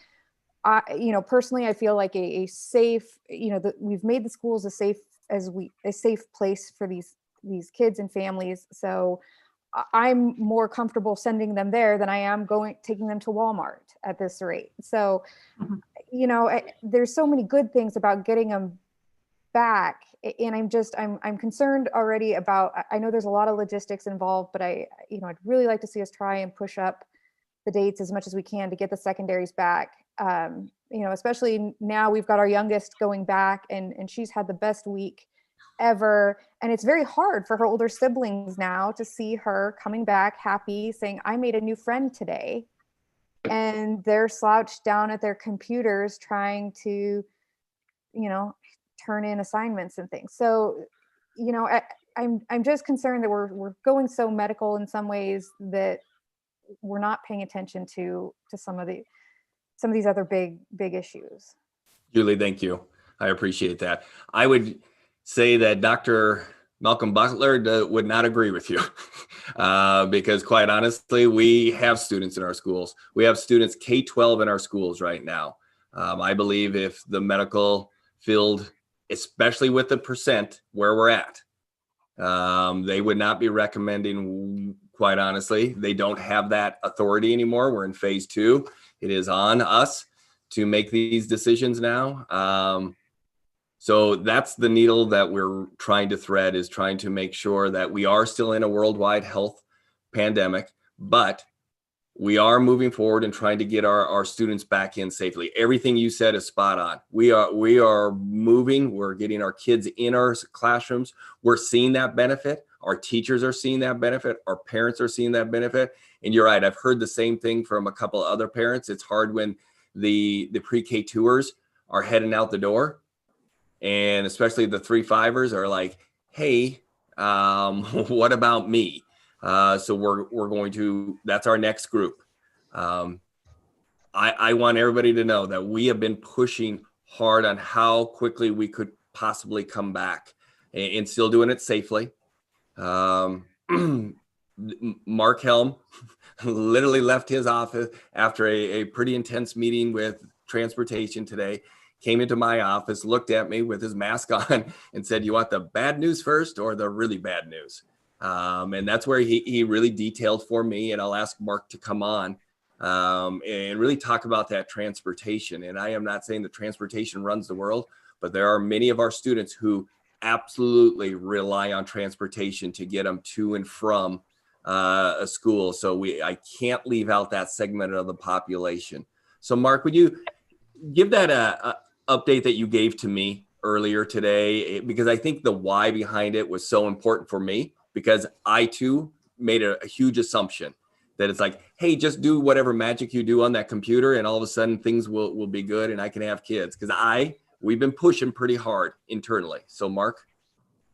Yeah, so as Paul said, what the transportation department has to do right now is reroute the entire district. So we just created routes for our elementary kids to start with, thinking we had time later to bring on our secondary kids. And so now with this push to try to do things faster, transportation is trying to now reroute everything. So what does that mean? I mean, it sounds, well, that's just throw in the computer and reroute it. Well, it's not that simple. Somebody said earlier, we are not just transporting kids to school and then home, we're doing that twice. So before, AM kids are coming and going, PM kids are coming and going. So we got to create double routes. And the only way to make that work is by geography. And if you have kids in the system right now, you know what that means. But just as an example, use Newberry as an example. They have 2 buses that come to Newberry. One comes for AM kids, one comes in PM kids. So at Newberry, if you live south of Newberry and ride a bus, you're an AM kid. All those kids are being bused to Newberry and they're all taking AM classes. If you're north, you're a PM kid. And if you're a walker, that's kind of the school's wild card. They can then put those kids where they need them to balance those classes out. So if let's just say we bring 3-5 back, if hypothetically we have a whole bunch of 3rd graders that live south of Newberry and very few 4th graders that live south of Newberry, well then as the principal, I could say, you know what? All my 3rd graders are walkers, they're going to be PM kids because I don't need them in the AM to balance things up, but I need my 4th graders to be in AM. So not only do we have to figure out who are the kids in your riding and what route they're going to take, then we got to give that to the principals so they can then do the switcheroo and move things around so we get balanced cohorts, notify parents. Then if anything happens like it happened with K2, we're going to have parents calling the school saying, I know you put my kid in AM, but that really doesn't work for me. And here's why I need them to be in PM. So then they got to do a second round of figuring out which kids are going to go where. The only caveat there is if you are riding a bus and it's a PM bus and you say that doesn't work for you, we can potentially move you, but we can't transport you. So that's a parent's responsibility to do that if need be. So now try to figure that out for now middle school, much bigger area, and then high school. So that, as Paul said earlier, how do you make sure you don't have an elementary kid going AM at Newberry, but a high school kid going PM at the high school, same family? That's going to take some brain power that I don't have. And that's just gen ed. Now add in special ed, who have, some of them have special needs as far as they need a certain bus, maybe they're wheelchair, whatever. some have special programs. So being the former principal of Pioneer, we housed the communication room for the district. If you were the most severe profound kids in the district, you came to Pioneer. Didn't matter where you lived, you came to Pioneer. So you could live in Stamilt, you could live in Sunnyslope. If you were one of those kids, you came to Pioneer. So transportation has to figure that out. Then add on McKinney-Vento, which for those of you that don't know, if you're a McKinney-Vento student and you have a history in a building, so let's just say I've been at Newberry, but because of my homeless status, my parents had to move to Mission View, I get to stay in Newberry. And so now we got to figure out how to bus those kids. We don't have a bus that goes from Mission View to Newberry. We got to figure that out. So all these things together are just really tough. It's kind of like, I was thinking about this. It's kind of like trying to put together a puzzle without having the picture on the box to look at. It's really hard. But Jenny and Jen, our two gals in transportation, they said, I even said, we will give you subs. We will do whatever it takes so you can get off-site and work on this. Now, obviously, week one, as you said, 7 days into this, we still have issues that have to be addressed at the transportation department. But we're going to start pulling at least Jen, who's the router, to start building these routes and hopefully decrease this time. So I'm really hopeful that when we get back from Christmas break at the latest, we can start our secondary kids if we want to. So that's the gist on transportation. That's a really good gist, Mark. And I just want to tie a couple pieces together because can you hold on for 1 second? I'm sorry, but I would like to hear from the other board members before we get into the whole, explanation of why things haven't. And if nobody else has anything to say, I do have some things to say that I would like to have out on the table before we get a synopsis from staff, if you wouldn't mind. I was just trying to wrap up the transportation piece. Gotcha. Okay, so I want to talk about transportation for 1 second, because my impression of the delivery method of students to schools is that a good majority of them are coming in parent vehicles, and so I'm really looking forward to hearing about sort of the census on transportation, as in, are we really burdened as much as we think we are? And I love the collaboration with Link. That's really awesome. And one thing we need to remember here is that if parents are not comfortable, sending their kids to school, they do have the choice of enrolling them in the Internet Academy. So, we are not forcing those who aren't comfortable to come to school. But as I'm listening to the logistical issues, which do sound complicated, and I'm not going to deny that, they do sound very complex. But my thought is, we're talking about 11 weeks. If we're talking about secondaries coming back on January 26th, I just heard you say maybe earlier, which is fantastic. That's 11 weeks away. That's a long dang time. If you're not feeling good about yourself, you're not feeling good about your situation, you're not getting the support that you need emotionally, 11 weeks is an eternity. This is just, my impression. So I don't want to let logistical issues drive the decisions about when students can come back to the classroom.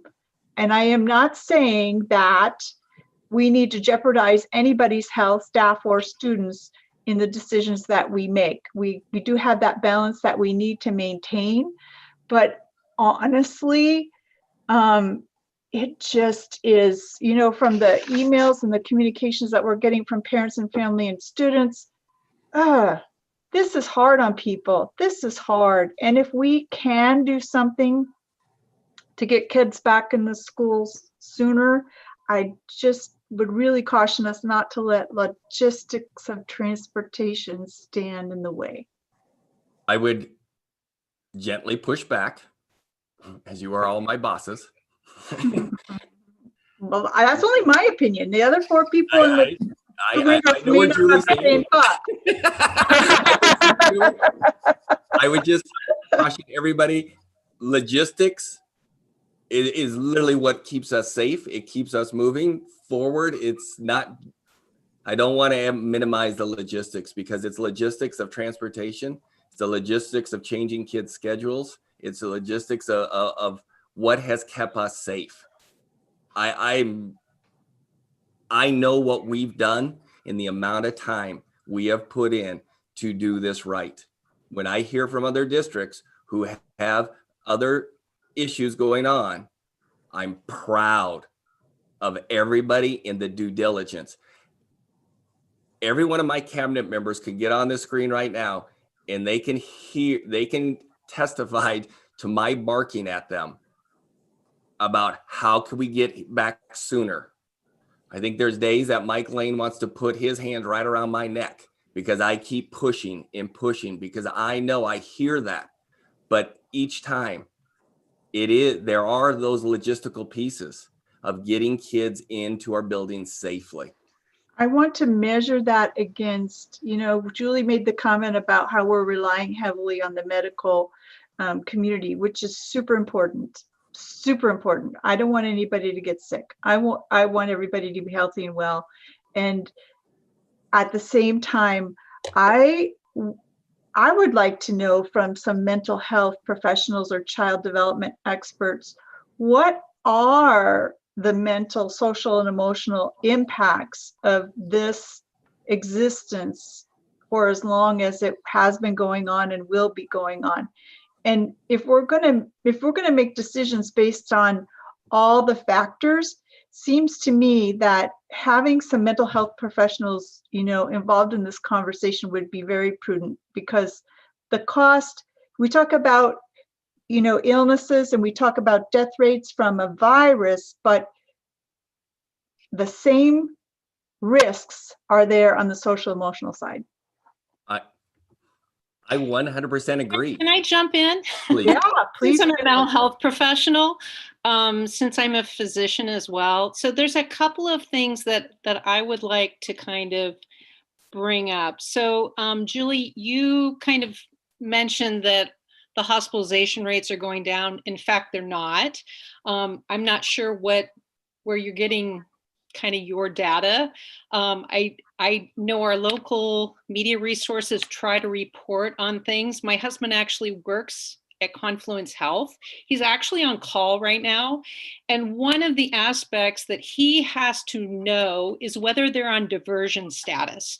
And that is on a day-to-day basis. And to be on diversion status means that the hospital cannot take admissions from, say, Moses Lake or distant areas, because we're trying to leave a few beds for local people. Okay, so I don't know if you have family locally outside of your immediate family, but if you had a parent or one of your in-laws get sick, then they have a bed to go to at the hospital. If we don't divert people, then those beds fill up, and then we're sending people out to Spokane or Seattle. So those beds are filling up, and it's really on a day-to-day basis whether we have bed space available. But we always try to have some bed space available for local people. Okay, so again, I'm not an expert on the hospitalization rate, but I do know that diversion status has come into play lately because we are seeing those increased rates. And I know that our district is working with a team of health professionals. But again, this is a pandemic.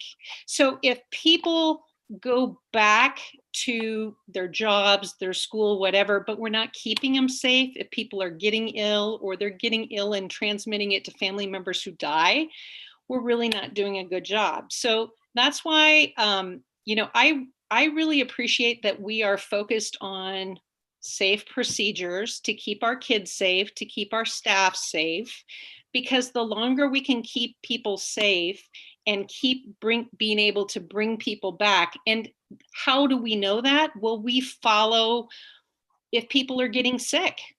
And if people aren't getting sick, then the health district says, hey, you're doing a great job. bring those 3rd through 5th graders back. And then we bring them back and we see how we're doing there. And I appreciate that we are trying to get these steps right. It really reminds me of when I was in the military. And, you know, you have to have protocols for how things are going to be handled. And I really think that's what our staff are doing. Our district staff has really spent a lot of time. I don't know if you guys have been looking at their planning meetings, but they had to switch gears. Does everybody remember in the summer, we were all hoping to go back? You know, we were going to do every other day for the secondary students, and we were going to be full-time because of space issues. But then things kind of got crazy, right? And they had to change to hybrid. So I appreciate that we're listening to medical professionals, but I appreciate that the medical professionals are looking at our procedures and seeing how well we're doing it. Because if we're doing it well, we can continue to move forward at a pace that we can make sure that we're making the right decisions. And if we're not able to do that, then we're going to have setbacks. We're going to have to pull people back. And I don't think anybody wants that. That's just my perspective as a health professional. As a mental health professional, I know everybody is struggling. Everybody. I know parents are struggling.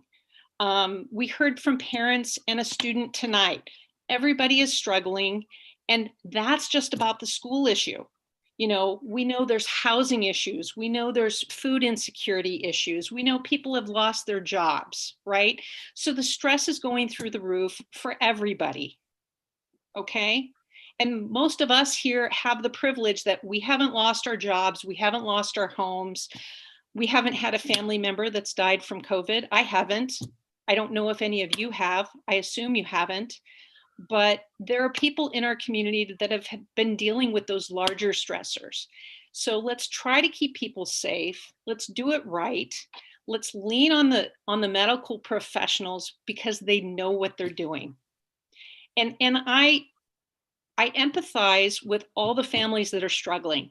I'm a parent of students as well. And I know everybody has different experiences, but we as a district want to do this right to keep people safe. So it's not that we're minimizing the mental health aspect. Believe me, I would like everybody screened and everybody to get the resources they need. Trust me. I know this is a huge stress for everyone. And it's not that I just want, you know, my concerns, you know, for the students taken care of. I want our staff taken care of. I want our families taken care of. You know, it's a huge issue, not just for our community or our state or a nation. It's for our whole world. Everybody is dealing with it. So let's recognize the reality that we are in this still for a while, and it's been a long time. It's going to require patience. And I know we've been very patient, but we have longer to go.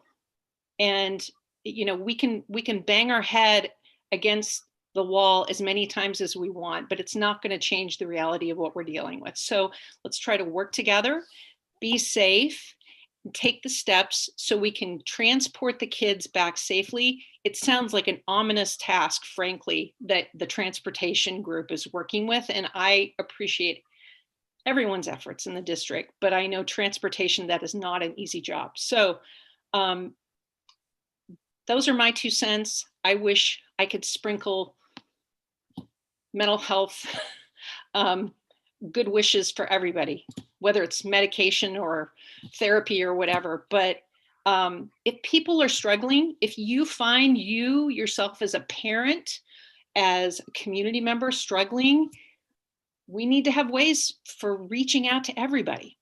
So, you know, if you know that you're struggling, and I'm not saying you specifically, Julie, or other parents that we have, but if you find that you're struggling, it's okay. We have resources out in the community. And I hope people will take advantage of that, because this is not an easy time. So I'm going to get off my soapbox, but please know that I think our medical professionals are helping to give us guidance that is helpful. They're not trying to stymie us. They're trying to help us be a safe place in the community for our students to get educated and doing it in a safe manner so we can have evidence that we can continue to move forward. So that's what I'm going to say. Thank you. I agree with that, Michelle. Most of what you said. I do wonder, you mentioned mental health resources, you know, people being able to reach out and that resources were available. I'm not certain that that's widely known, or people don't necessarily understand that what is the system for somebody, an ordinary citizen, a parent who's just not normally connected to the mental health community. You know, I just need to talk to somebody. I'm just at the end of my rope. My child is crying every day. You know, how do you get the word out to people? I can tell you that I wouldn't know what to do. So I'm gonna turn it over to Paul, because I know we just had a conversation about it the other day, and I know he was talking to some you and your team were talking to some professionals in our community. So I don't know if you can maybe line up those resources. And Mike, you're probably going to be better at talking about it because you're firsthand. But you're right. I think a lot of people are trying to struggle of accessing, because that's really what this is about, is access. And the ability to, quite honestly, pay for that access to be able to do all those pieces. And when again, we're so different than so many other districts, and that access is critical. When we have a 61% free and reduced, 1,200 migrant student community, 500 students who are home insecure, we have a lot of different aspects to us in making sure that we're able to communicate to our community. And I think we've done a phenomenal job, but we have to keep doing an even better job of trying to communicate to our whole community what are available to us. But one of those ways that we're doing it, and I'm going to let Mike and team Mike up for this piece around how are we helping our students and our parents access information. And I think Mike has a much better grasp of that than I do, but I'm pleased with where we're at right now. Mike? Yeah, just a couple of things I would add to the conversation. We did send out a letter to all of our families. Diana Hagelin was just texting me with resources, mental health and SEL resources, and contact information on how families can connect with those.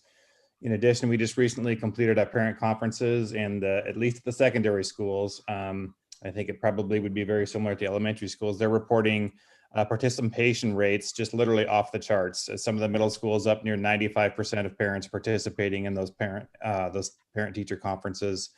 Those conferences served as a vehicle for us, specifically at the secondary level, to expand our approach to educational justice, so that we're bringing in more of our students to receive the support that they need, whether it's academics or social emotional support. The SEL check-in that we heard about, it was either the last meeting or the meeting before that. That took place at the 8th grade level for Foothills, and we brought that team back together again to look at the data and to look at our capacity to speed that process up. And that's what they determined, is they can indeed speed that process up. So all the 8th grade students across the district will have received, taken that check-in, and then received any appropriate follow-up and responses by midweek next week. And then they'll move on to 7th and the 6th grade from there. In addition, at Wenatchee High School, the seniors will be participating in that SEL check-in starting on Thursday. And then that team at the high school will move on to the other grades from there. In addition, the educational advocate model is the model that we've been using at the secondary level, specifically assigning one adult to each student so that there's always a contact person. Those are the people that are facilitating a great deal of the communication, connecting with not only the students, but also with the families to make sure that we're connecting them with any sort of resources and support that they need.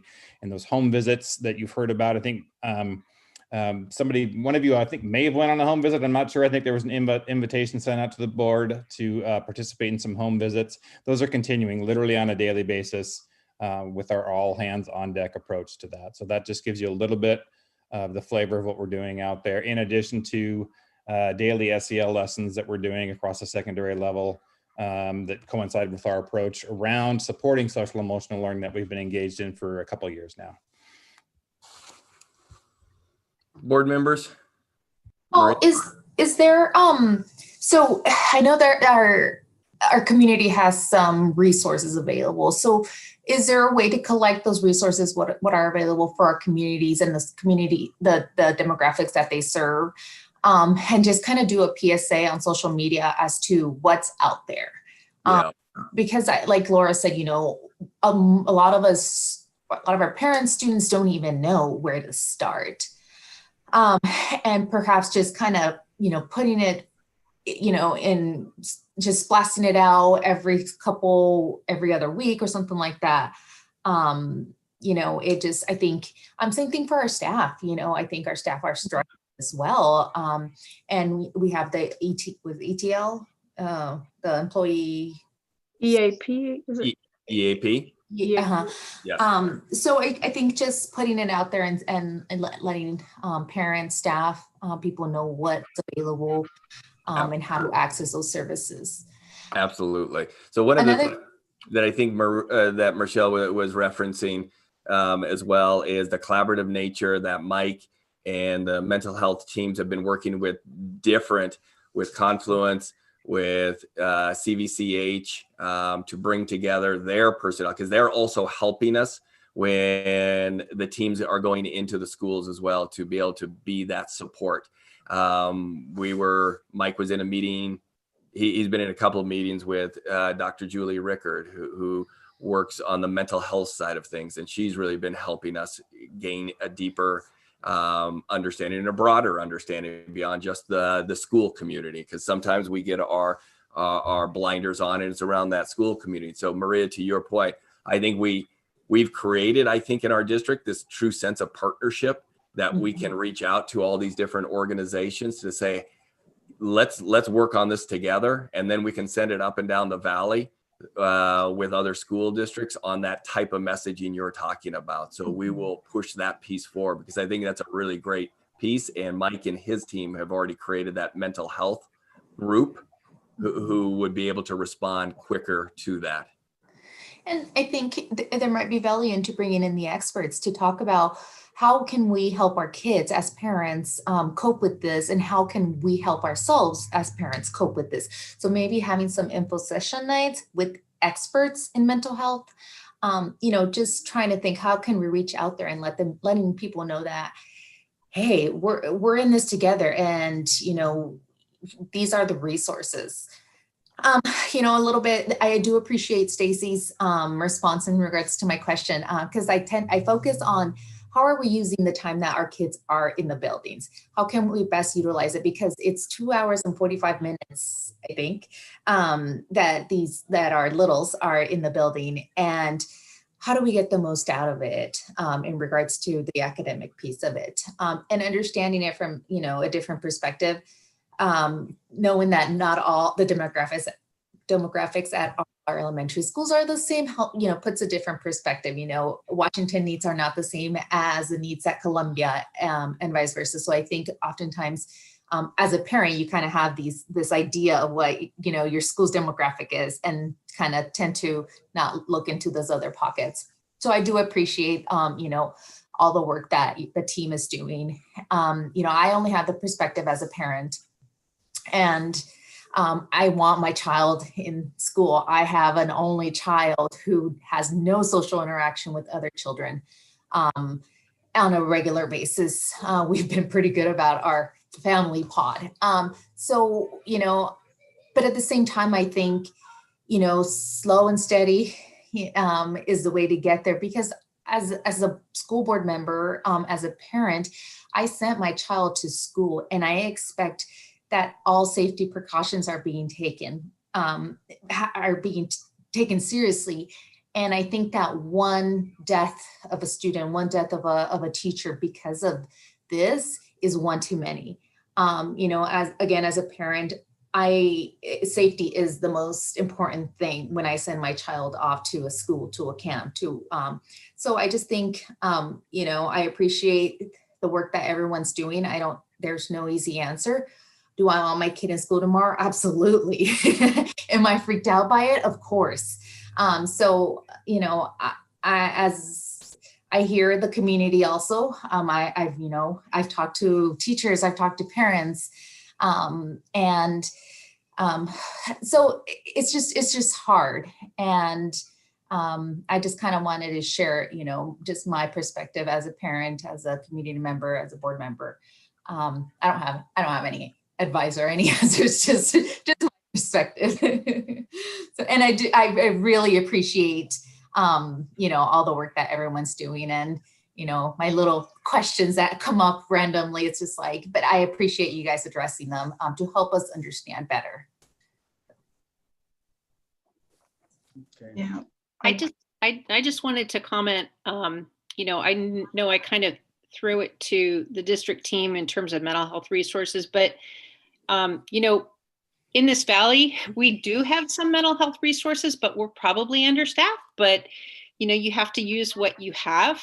But keep in mind, if you have a primary care provider, whether it's a family practice or an internal medicine, or you see a PA or a nurse practitioner, whether it's for your child or for an adult, you can always get a referral. Just call your provider. So for people who have healthcare professionals that they reach out to, that's an easy way. But for people who struggle with not having a regular healthcare provider, you know, it's nice that, you know, our school district can provide some of those helps along the way. But if you have health insurance and you have a regular healthcare provider, probably the easiest thing is just to reach out to your healthcare provider. If you're recognizing that your child is super struggling, you can reach out to their pediatrician or reach out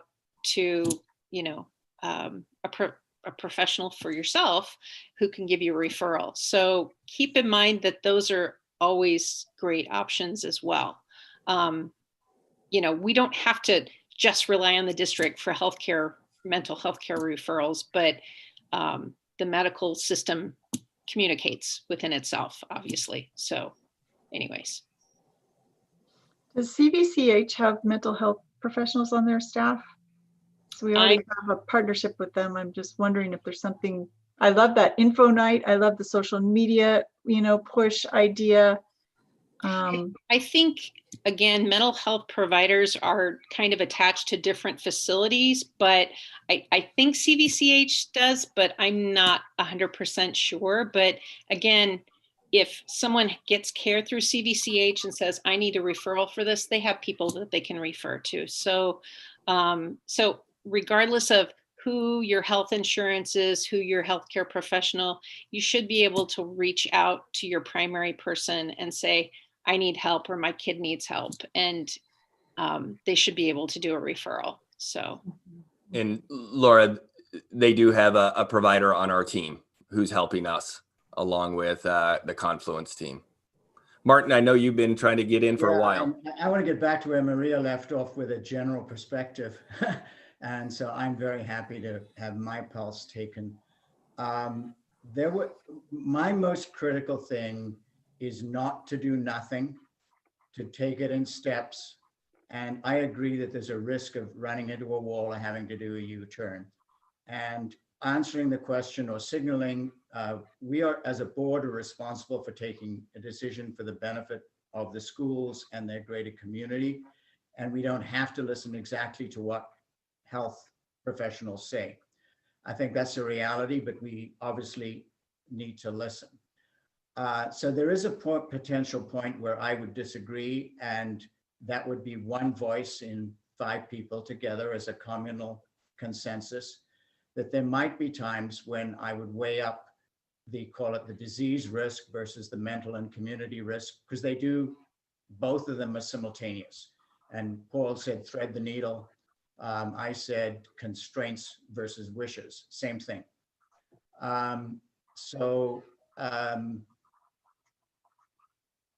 We have started. I would like to have moved a little bit faster than we did. I was, as you know, a little disappointed when on the first day of school, we didn't get our high-risk students in right away. It took a week or two, but I see that's happening. And I've also seen how important it was to take time and learn to get the logistics right.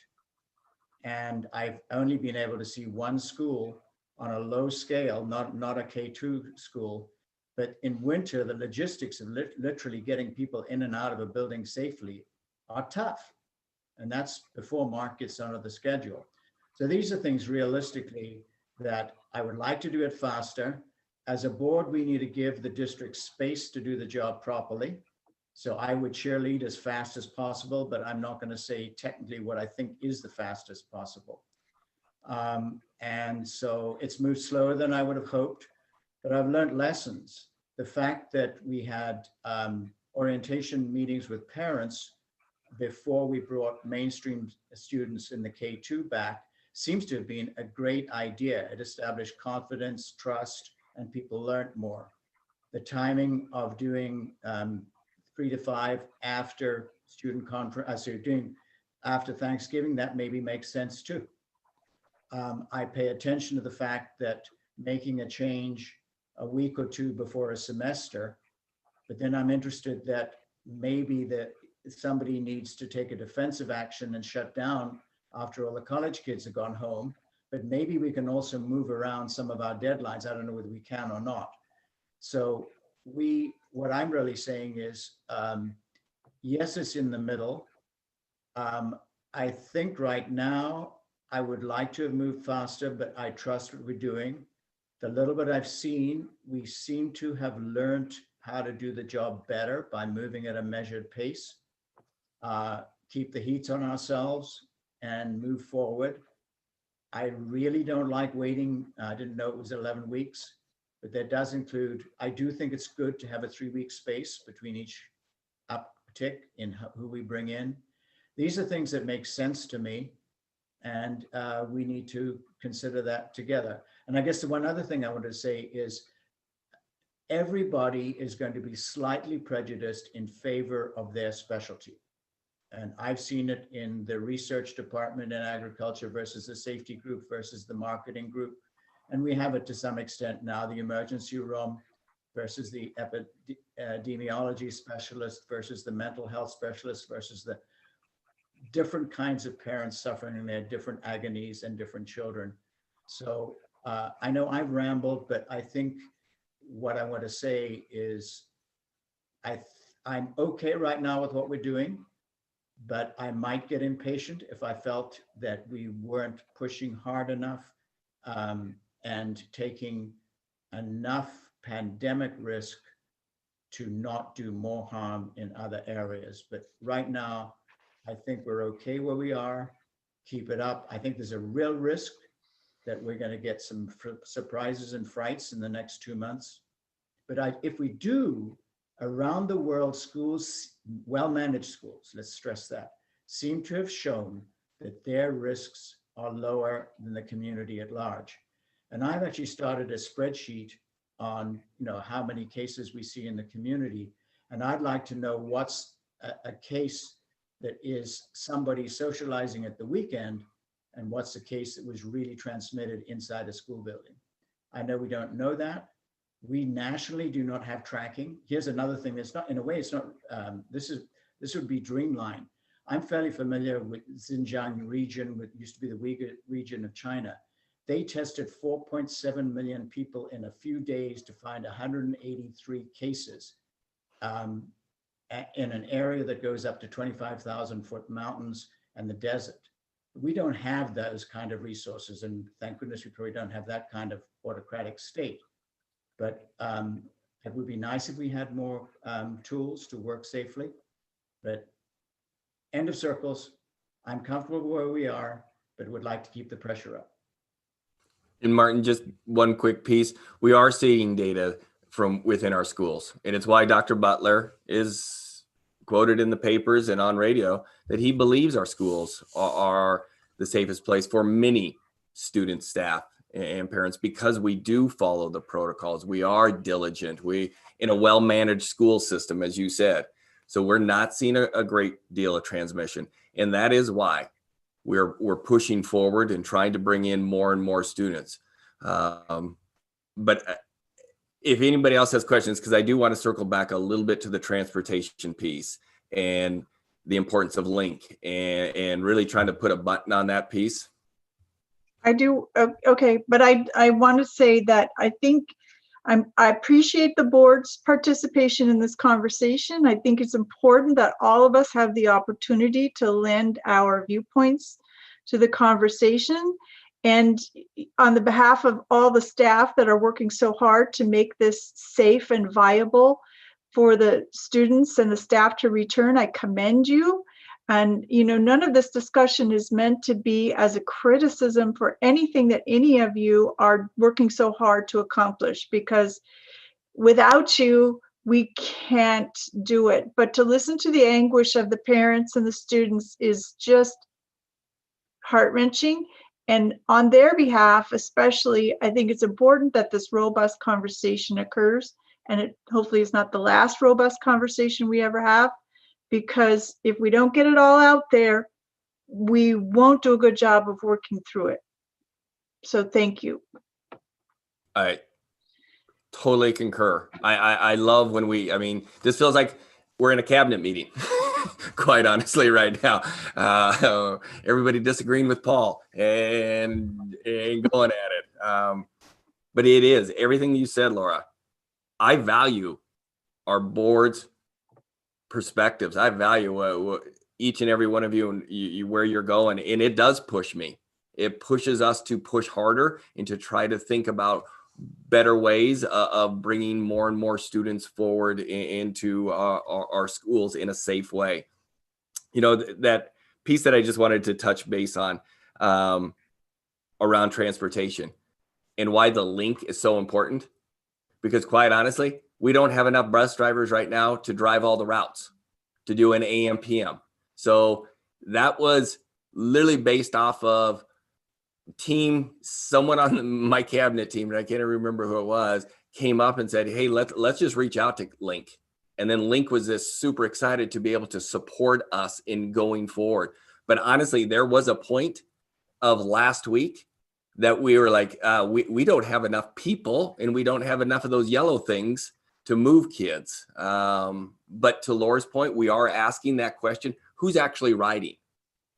Who actually, and why we phrased the question the way we did to our parents, who needs to have this transportation? Who relies on this transportation to get there? Because we know some of our high school kids, they would soon walk 70 miles in snow than be on a yellow bus. I get it. But there are some who absolutely need it. And this does become an equity issue for us.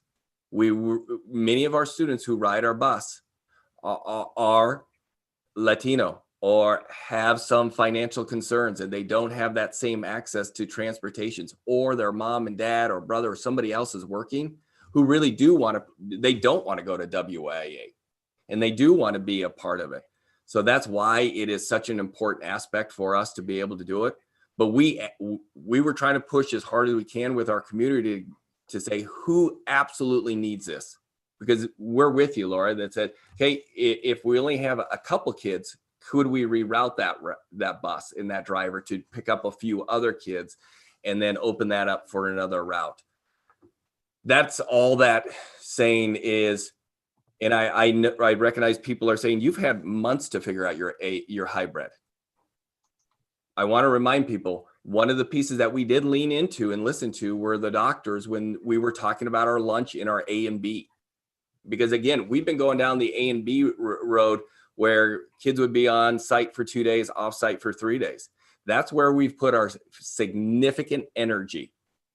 And we have all those pieces worked out. But where we did lean back into the science, into the medical field, was when 2 weeks ago, we had Dr. Peter Hauk and Nate Weed, the interim health administrator for Chelan Douglas. And they're like, what are you doing with lunches? Where are you putting all of those secondary students? And, and their principals were laying it out. And they're like, wow, that's a lot of humans eating without their masks on because we can't do it like we do at the elementary, where we put, the 10 kids in their classroom, and then we have support staff, with them at that elementary level. We just don't have that sheer number of people. So when that came up, we had to make a significant shift into all the points that Mike talked about, the power of what an AM PM could be. But the biggest piece was really around the health risk of trying to reduce that middle of the day, where we would have all the kids or at least half the kids together during that portion of the time. I hope I don't sound like I'm making excuses, or our cabinet is making excuses for why we don't want to open our schools earlier or sooner. They are honest to goodness explanations for our rationale, or why, for what we're doing. Because I have seen our kids on ground. I have seen teachers excited about it. And I do know this is a better place for our kids emotionally, academically, physically, and for what the one parent said earlier, economically, for our parents to get back to work as well. We recognize, probably greater now than ever before, what school districts do for the fabric of a community, and how important we are to be that fabric of the community, and how much community members rely on a school district to be anything and everything. And we have to be for our community. So I'm proud of where we're at. I know we're not where everybody wants to be. I recognize that. But I hope everyone recognize that we're trying to make this work as best as possible. Laura? Thank you, Paul. Thank you for everybody who participated in our meeting tonight. I appreciate all the perspectives that the parents, the students, the staff, the board members brought to the table in conversation tonight. And our journey is not over. We have a long way to go, and we're in a period of evolution. Things will be changing as we go along, and we get new information and make decisions based on where we are at the time. I don't think any of us are relishing the idea that kids aren't in school. We don't, yeah. I think all of us would love to have them back in school in a safe manner. So anyway, we appreciate the trust that the community has vested in us by putting us in these positions, and we take your responsibility seriously. So with that, if there's nothing further, I will adjourn the meeting. Good night, everybody. Thank you. Good night. Bye.